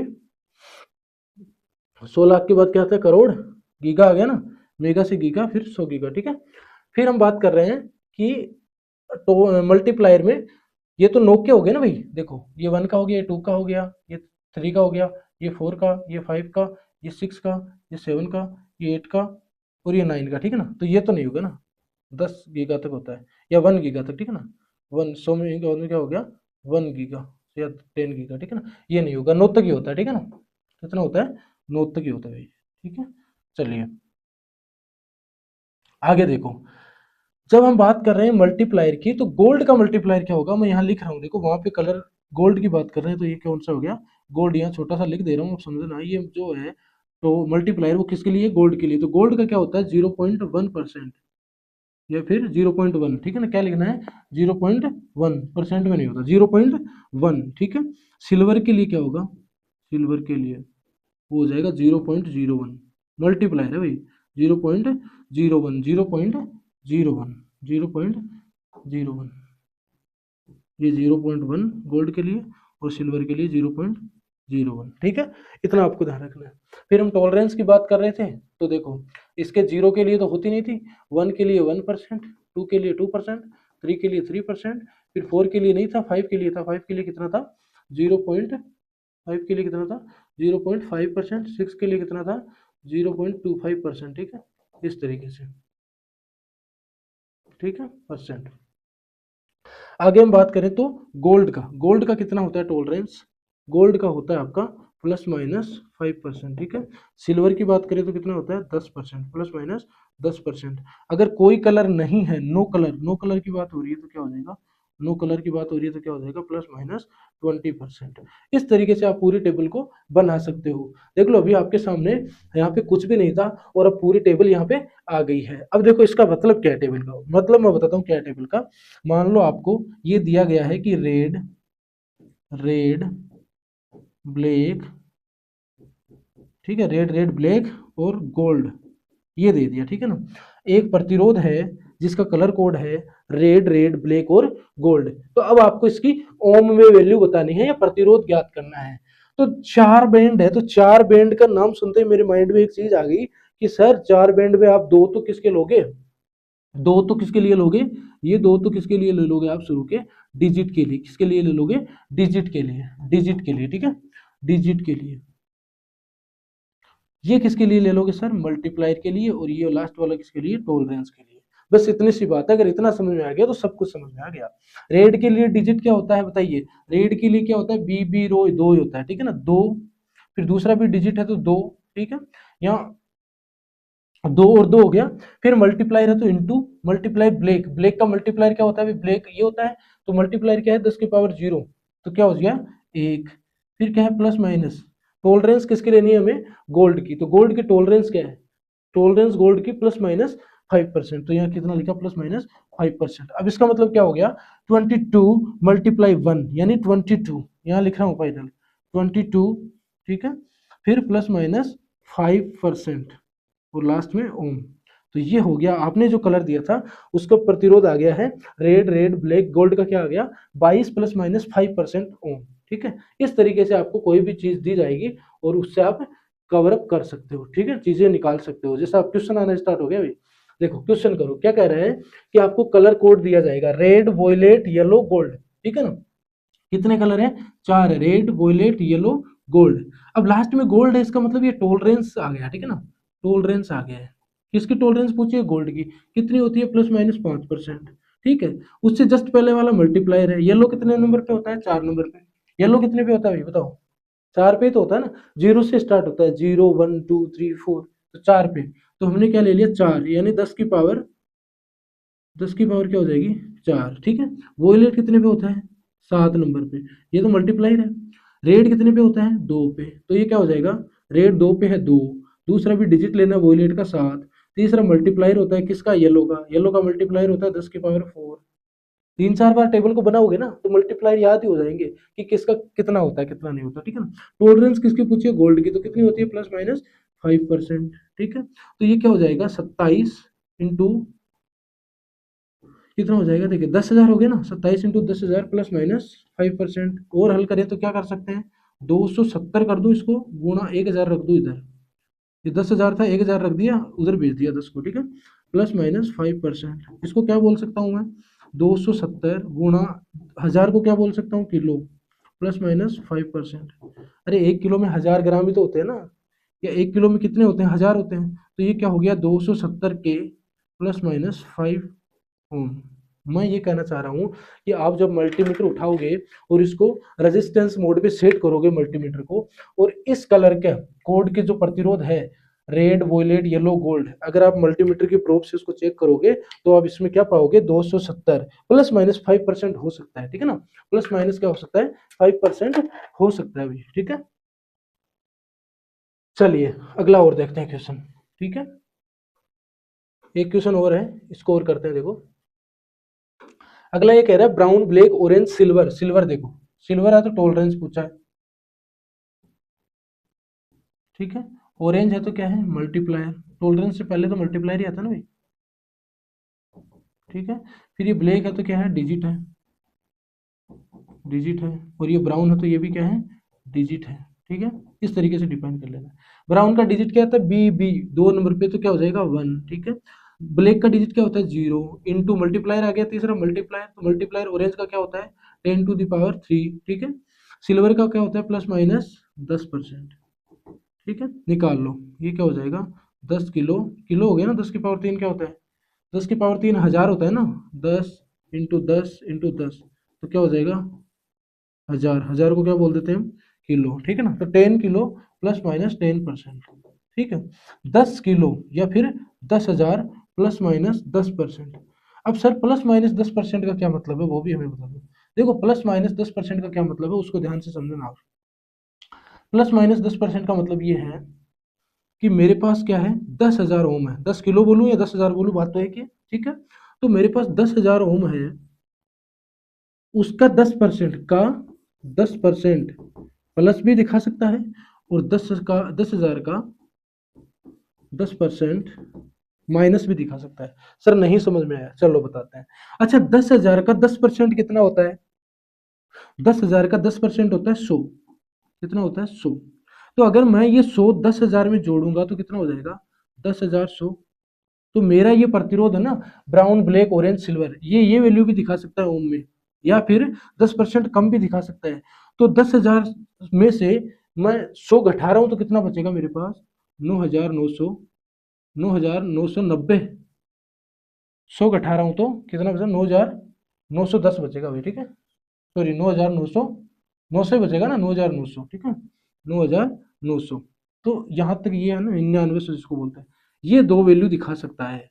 तो ±10% का मतलब यही है कि +10% वो ऐड होके भी बता सकता है, और +10% वो लेस करके भी वैल्यू बता सकता है। यानी कहने का मतलब ये है ब्राउन, ब्लैक, ऑरेंज, सिल्वर, इस कलर का कोई प्रतिरोध होगा ना तो वो 999, सॉरी 99 से 9,900 भी दिखा सकता है प्रतिरोध, या फिर 10,100 भी दिखा सकता है। यानी इसके बीच में वो वेरी करेगा, इतने प्रतिरोध तक वो काम आएगा। ±10% का मतलब ये होता है, और ±5% का मतलब क्या होता है ये आप कमेंट करके बताओगे, ठीक है ना।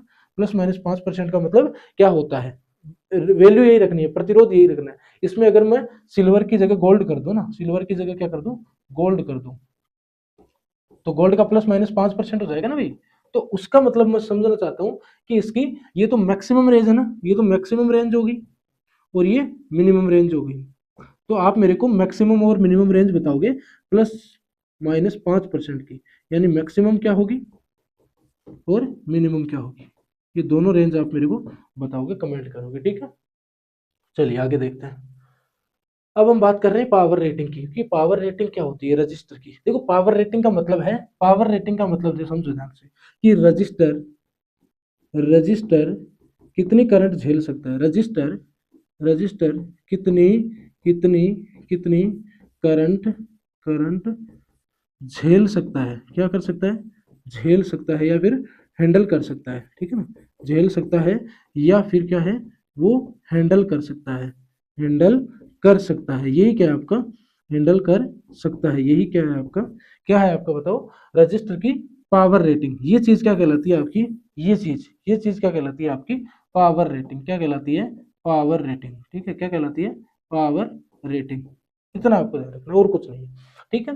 रजिस्टर कितनी शक्ति बिना जले सह सकता है, यानी वो कितना करंट सह लेगा बिना जले, अपने आप को जलाएगा नहीं तब तक सहेगा, ठीक है ना। फॉर्मूला क्या होता है वो लिख लेना, पी बराबर क्या होता है भाई, वी आई, ठीक है, या फिर पी बराबर क्या हो जाएगा दूसरा, आई स्क्वायर आर, या फिर एक और लिख लो, पी बराबर सॉरी पी बराबर, एक और लिख लो, पी बराबर वी स्क्वायर अपॉन आर, ये तीन फॉर्मूले आप लिख लो पी के, ठीक है। अगला क्या है कि कॉमन रेटिंग्स क्या होती है पावर की, देखो 1/4 वोट में भी आता है, 1/2 वोट में भी आता है, 1 वोट में भी, 2 वोट में भी आता है, ठीक है ना। और कुछ रजिस्टर ऐसे हैं जो 5 वोट में भी आते हैं भाई, ये भी जान रखना आप, ठीक है। चलो ये हो गया आपकी पावर रेटिंग। उसके बाद हम बात कर रहे हैं इक्विवेलेंट रेजिस्टेंस, मजा आ रहा है कि नहीं आ रहा है बताओ, कितनी सारी चीजें हम आपकी क्लियर करते चल रहे हैं, और एक ही टॉपिक या एक ही क्लास में हम बहुत सारे टॉपिक आपके क्लियर करा के चलेंगे, ठीक है। अब हम बात कर रहे हैं इक्विवेलेंट रेजिस्टेंस। इक्विवेलेंट का मतलब हो गया कि हम उन सबको जोड़ के एक बना रहे हैं, तो वो क्या हो जाएगा आपका इक्विवेलेंट रेजिस्टेंस, ठीक है। वो होता क्या है, देखो रजिस्टर जो है ना, प्रतिरोध, उनको आप तीन तरीके से जोड़ सकते हो। पहला तो आप सीरीज में जोड़ सकते हो, ठीक है। दूसरा आप क्या जोड़ सकते हो, उनको पैरेलल में जोड़ सकते हो, जिनको समानांतर क्रम बोलते हैं। और तीसरा क्या जोड़ सकते हो, मिक्स जोड़ सकते हो इनका। मिक्स किनका, यानी सीरीज प्लस पैरेलल, इन दोनों का मिक्स जोड़ सकते हो। तो ये तीन तरीके से आप प्रतिरोध को जोड़ सकते हो। हम सबसे पहले बात कर रहे हैं सीरीज सर्किट की। सीरीज सर्किट में होता क्या है, करंट क्या रहती है, धारा क्या रहती है, हमेशा धारा क्या रहेगी, समान रहेगी, धारा क्या रहेगी, समान रहेगी, ठीक है। वोल्टेज क्या रहेगा, वोल्टेज या विभव क्या रहेगा,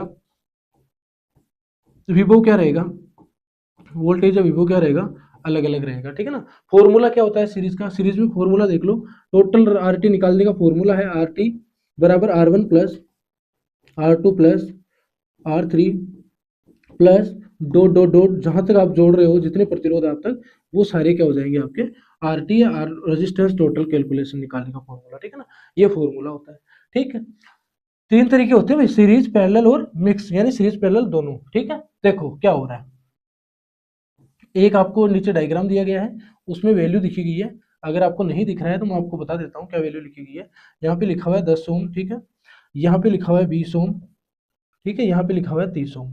ये तीन प्रतिरोध है, और ये बोल रहे हैं कि ये तीनों सीरीज में है, इनको आपको जोड़ना है। सीरीज का मतलब क्या है कि एक प्रतिरोध का दूसरा सिरा दूसरे प्रतिरोध के पहले सिरे से जुड़ रहा है, ठीक है ना, यानी एक सीरीज में आ गए हैं। तो सीरीज में जोड़ोगे इन तीनों को तो क्या हो जाएगा, आर टी बराबर क्या हो जाएगा, R1 plus R2 plus R3, ठीक है ना, सीधा सीधा जुड़ जाएगा।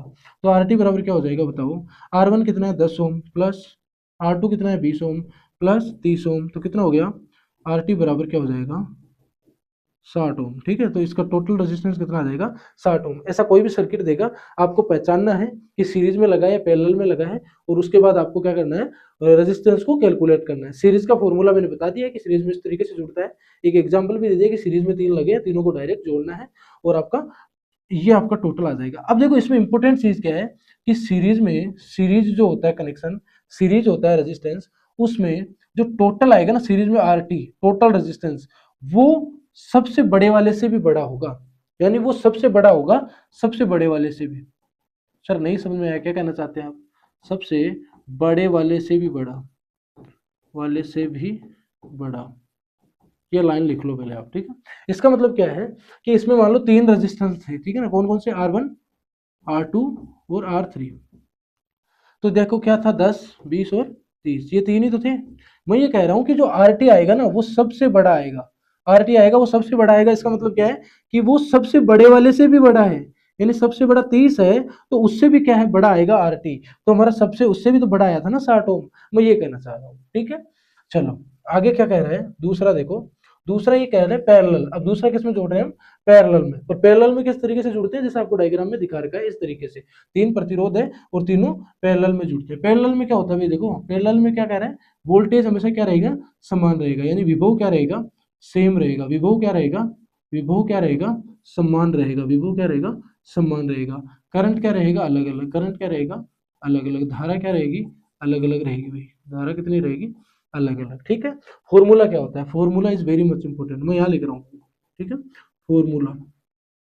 ठीक है, फॉर्मूला होता है 1/RT, ये होता है पैरेलल का। ठीक है, 1/RT बराबर क्या हो जाएगा, 1/R1 plus 1/R2 plus 1/R3, लिख लो, plus dot dot dot dot plus 1/RN, यहाँ तक होता है भाई। ठीक है ना, ये आपका क्या हो जाएगा, फॉर्मूला हो जाएगा रेजिस्टेंस टोटल कैलकुलेट करने का, किसमें, पैरेलल सर्किट में। ठीक है ना। अब देखो आपको दिया गया है तीन प्रतिरोध है, 10, 20 और 10, तीन प्रतिरोध है और किसमें लगे हैं, पैरेलल में। अब हमें फॉर्मूले में मान रखना है। ठीक है ना, फॉर्मूले में मान रखना है। फॉर्मूला क्या है, 1/RT, यानी 1/RT टोटल रेजिस्टेंस, RT मतलब टोटल रेजिस्टेंस।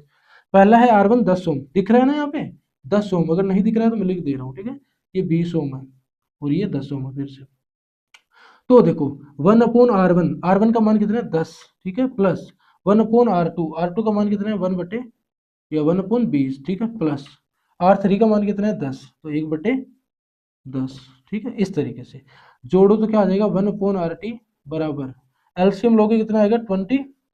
अच्छा 10 का भाग इसमें दो बार जा रहा है, दो को इससे गुणा कराऊंगा, 2 आ जाएगा, प्लस 20 का भाग इसमें एक बार और एक, प्लस 2 बार प्लस 2, तो क्या आ जाएगा ये 5/20। क्या आ जाएगा, 5/20। यानी मेरे पास जो मान आया है वो किसका आया है, मैं यहाँ डिनोट कर रहा हूँ आगे, 1/RT बराबर क्या आ गया आपका, 5/20। मैं उल्टा करूंगा तो क्या आ जाएगा, RT बराबर 20/5, तो ये क्या आ जाएगा आपका, RT बराबर 4। कितना आ गया टोटल रेजिस्टेंस, 4 ओम। कितना आ गया, 4 ओम। ठीक है, 4 ओम। देखो इसमें क्या स्टेटमेंट है वो भी आप ध्यान से सुनो। जो आपका पैरेलल होता है ना, पैरेलल, पैरेलल, इसमें क्या होता है, सबसे सबसे लिख लो, सबसे छोटे वाले, सबसे छोटे वाले, सबसे छोटे वाले प्रतिरोध, प्रतिरोध से भी छोटा आएगा, छोटा, छोटा आएगा। क्या आएगा, टोटल प्रतिरोध।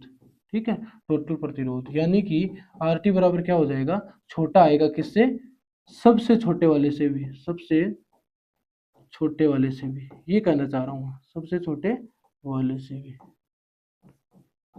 बस ये कहना है और कुछ नहीं मेरा। देखो यहाँ पे सबसे छोटा कौन सा था, 10 ओम, तो हमारा टोटल जो आया वो 4 ओम, यानी सबसे छोटे से भी छोटा आ रहा है किसमें, पैरेलल में। ठीक है ना। अब इन दोनों का मिक्स लगा देंगे ना हम, तो वो क्या बन जाएगा आपका, पैरेलल और सीरीज दोनों का मिक्स। ठीक है, अगले हम बात कर रहे हैं इंडक्टर की। ठीक है ना, इंडक्टर क्या है, देखो इंडक्टर एक पैसिव इलेक्ट्रॉनिक इलेक्ट्रॉनिक कंपोनेंट है जो धारा बहने पर ऊर्जा को चुंबकीय क्षेत्र में संग्रहित करना है। एक इंपोर्टेंट ये पॉइंट लिख लो कि किस रूप में धारा को करता है, चुंबकीय क्षेत्र में, किस में करता है, मैग्नेटिक फील्ड के रूप में। ठीक है ना, ये करंट को स्टोर करता है, या store store in magnetic field, magnetic magnetic field. ठीक है, ये चीज याद रखना आप, store in magnetic field. Formula क्या है, एल बराबर एन स्क्वायर माइक्रो या म्यू ए अपॉन एल। ठीक है, एल। अब देखो यहाँ पे जो एन स्क्वायर है ना, वो नंबर ऑफ क्या है, टर्न्स, नंबर ऑफ टर्न्स, मैं यहाँ लिख दे रहा हूँ। ठीक है ना, एन स्क्वायर, फॉर्मूला क्या है, एन स्क्वायर, एन किसके बराबर, एल इंडक्टर के बराबर, एन स्क्वायर म्यू, ठीक है, ए बटे एल। अब यहाँ पे जो ये एन स्क्वायर है, तो इसमें एन क्या हो जाएगा आपका, नंबर ऑफ टर्न्स। ठीक है, टर्न्स। देखो जो आपका कॉइल है वो इस तरीके से बनाया जाता है। ठीक है ना, जो कॉइल है या कुंडली है वो इस तरीके से बनाई जाती है। तो ये जो ये एन है वो नंबर ऑफ टर्न्स, यानी कितने लपेटे हैं, कितने घेरे हैं इसमें। ठीक है, दूसरा है म्यू, ये क्या है बताइए, क्या है म्यू, क्या है म्यू,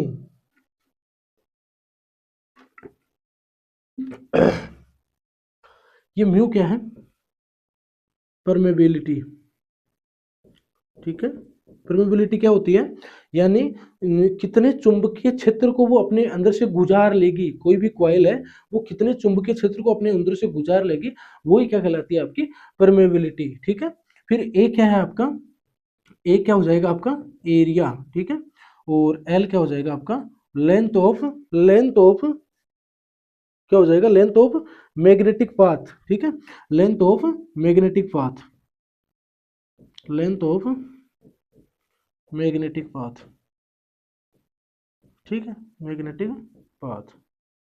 और एल क्या है यहाँ पे, ये जो बड़ा वाला एल है ये क्या है यहाँ पे, इंडक्टेंस। क्या हो जाएगा आपका इंडक्टेंस, किसमें होता है, हेनरी में। ठीक है, जिसको एच से डिनोट करते हैं, एच, कैपिटल एच से। देखो इसको आराम से समझो, इसका सिंबल भी मैं बना देता हूँ इंडक्टर का, किस तरीके से होता है, इस तरीके से इसका क्या होता है, सिंबल होता है। यानी इसको देखो इजी वे में समझते हैं कि एक लोहे का या फिर एक कंडक्टर का कोई वायर है। ठीक है, उस वायर को मैंने सीधा ले रखा है, तब तक तो वो वायर है। अब मैं क्या करूंगा, जैसे मान लो ये पेन है, इस पेन पे मैं वायर को लपेटता जाऊंगा, लपेटता जाऊंगा। ठीक है, अब उसके अंदर से पेन निकाल लूंगा, जो मेरे पास स्प्रिंग बचेगी वो इसी प्रकार तो बचेगी। अरे भाई इसी प्रकार तो वो स्प्रिंग रहेगी मेरे पास, इस तरीके से यही स्प्रिंग होगी मेरे पास। तो मैं इसी स्प्रिंग को क्या कह रहा हूँ, इंडक्टर कह रहा हूँ, जैसा कि आपको डायग्राम में दिख भी रहा है। ठीक है, तो इसमें क्या करता है ये, जब इसमें मैं करंट फ्लो करवाता हूँ तो ये अपने अंदर क्या करता है, अपने अंदर क्या करता है, जो धारा बहने पर ऊर्जा को चुंबकीय क्षेत्र में यानी स्टोर इन मैग्नेटिक फील्ड के रूप में क्या करता है, स्टोर करता है एनर्जी को। कौन, कॉइल या फिर इंडक्टर, यही इंडक्टर है। ठीक है, इसकी जो जो चीजें इंपॉर्टेंट थी वो मैंने यहाँ पे लिखवा दी आपको। ठीक है, अब दूसरा देखो, अब टाइप की बात कर रहे हैं कि इंडक्टर के प्रकार क्या होते हैं, टाइप ऑफ इंडक्टर कोर्स।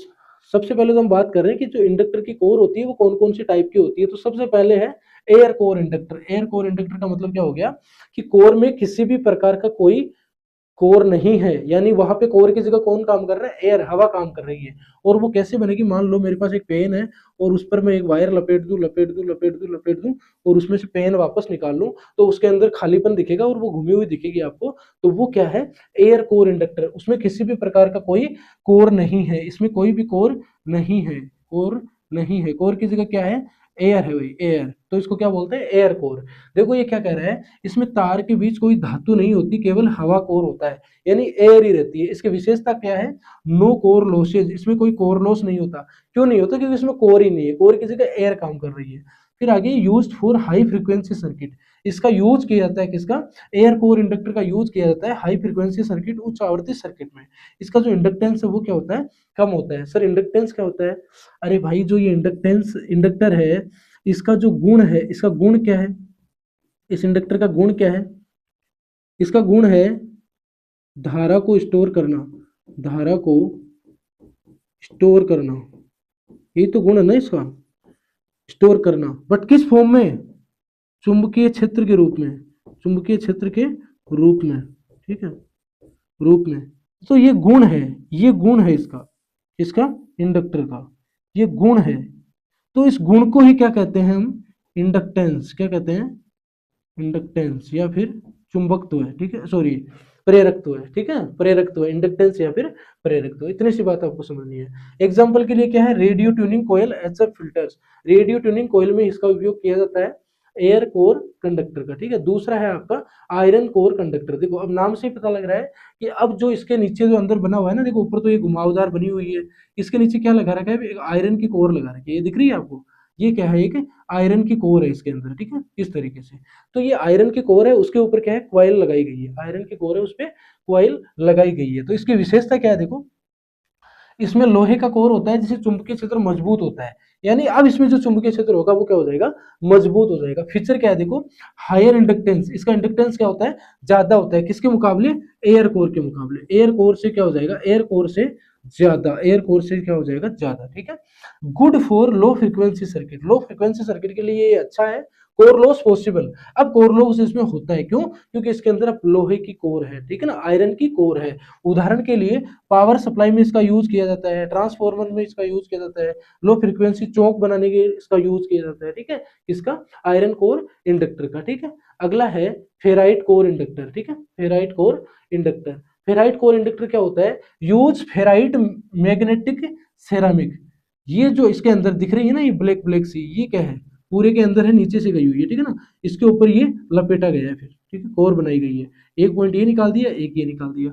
तो ये क्या है, जो अंदर है वो क्या है, फेराइट, नाम से ही इसको जाना जाता है फेराइट कोर। फेराइट कोर क्या है, चुंबकीय सिरेमिक का एक कोर होता है जो उच्च आवृत्ति पर कम लॉस देता है। तो हाई फ्रीक्वेंसी में लॉस कम करेगा, वो कौन सा होगा, फेराइट कोर। और सबसे ज्यादा यूजेबल मतलब अच्छा माना जाता है फेराइट कोर को, क्यों, क्योंकि उच्च आवृत्ति पर क्या है, कम लॉस देता है, कम लॉस देता है उच्च आवृत्ति पर। इस कारण हाई फ्रीक्वेंसी एप्लीकेशन में इसका उपयोग किया जाता है। जहां पे फ्रीक्वेंसी हाई रहती है वहां पे किसको यूज किया जाता है, फेराइट कोर इंडक्टर को। लो कोर लॉस, इसका कोर लॉस भी क्या है, कम होता है। कॉम्पैक्ट साइज यानी आकार में भी ये छोटा होता है, बहुत सारी इसकी क्वालिटी होती है, इस कारण इसका यूज किया जाता है। आपने एसएमपीएस देखा होगा, आरएफ सर्किट देखा होगा, इंडक्टिव सेंसर देखे होंगे, उनमें इसी का यूज किया जाता है, किसका, फेराइट कोर इंडक्टर का, ठीक है। अब देखो इक्विवेलेंट इंडक्टर, यानी कि मैं कहने का मतलब देखो कि इसमें भी क्या होता है, आप सीधा सीधा समझ लो। जैसे हमने रजिस्टर को सीरीज में जोड़ा था ना, रजिस्टर को किस में जोड़ा था हमने, सीरीज में। तो एक बार याद करना कि सीरीज में हमने फॉर्मूला क्या लगाया था, आर टी बराबर R1 प्लस R2 प्लस, यानी जितने थे उतने जोड़ दिए थे हमने सीरीज में। और पैरेलल में क्या किया था, पैरेलल में क्या किया था, 1/RT बराबर 1/R1 plus 1/R2 plus 1/R3, ठीक है, dot dot dot plus 1/RN तक, यानी जहां तक प्रतिरोध था वो हमने जोड़ दिया था। सेम उसी प्रकार, सेम रजिस्टर की तरह ही, सेम रजिस्टर की तरह ही, मेरी बात को ध्यान से सुन लो, सेम रजिस्टर की तरह ही क्या होगा, इसमें भी होगा, इसमें भी होगा।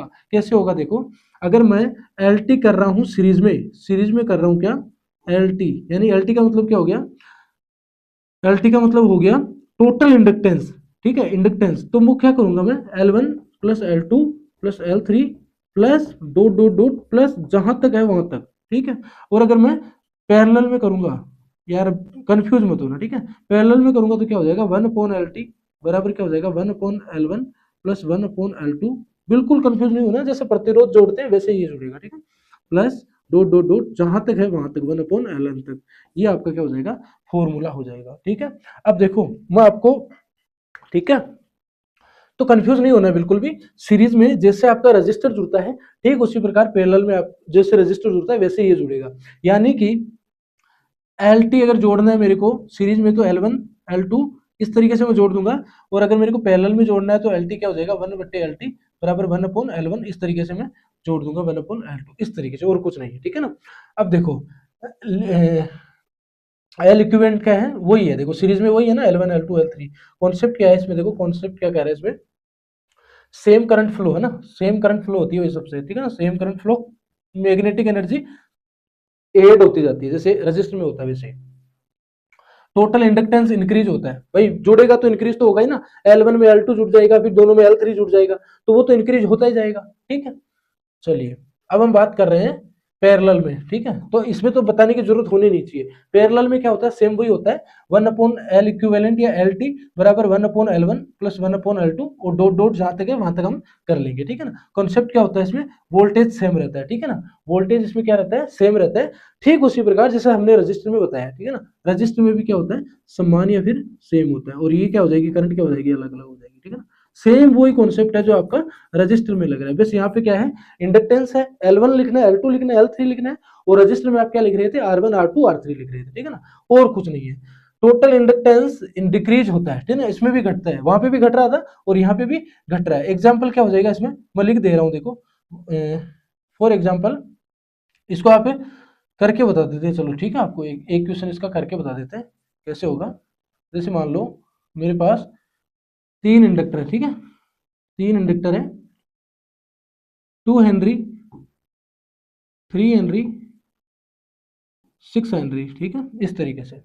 अब ये जोड़ने हमें इस तरीके से, ठीक है ना, तो जोड़ो इनको, 1/LT बराबर क्या हो जाएगा, 1/2, मैं डायरेक्ट जोड़ू तो प्लस 1/3 प्लस 1/6, ये हो जाएगा। एलसीएम कितना आएगा, 6, 2 से 3 बार 3 प्लस 3 से 2 बार 2 प्लस 6 से 1 बार 1, 1/LT, ठीक है, 1/LT। ये कितना हो जाएगा, 3 2 5 और 1 6, 6/6, ठीक है ना। तो 1/LT बराबर क्या हो जाएगा, 6, ठीक है, 6/6।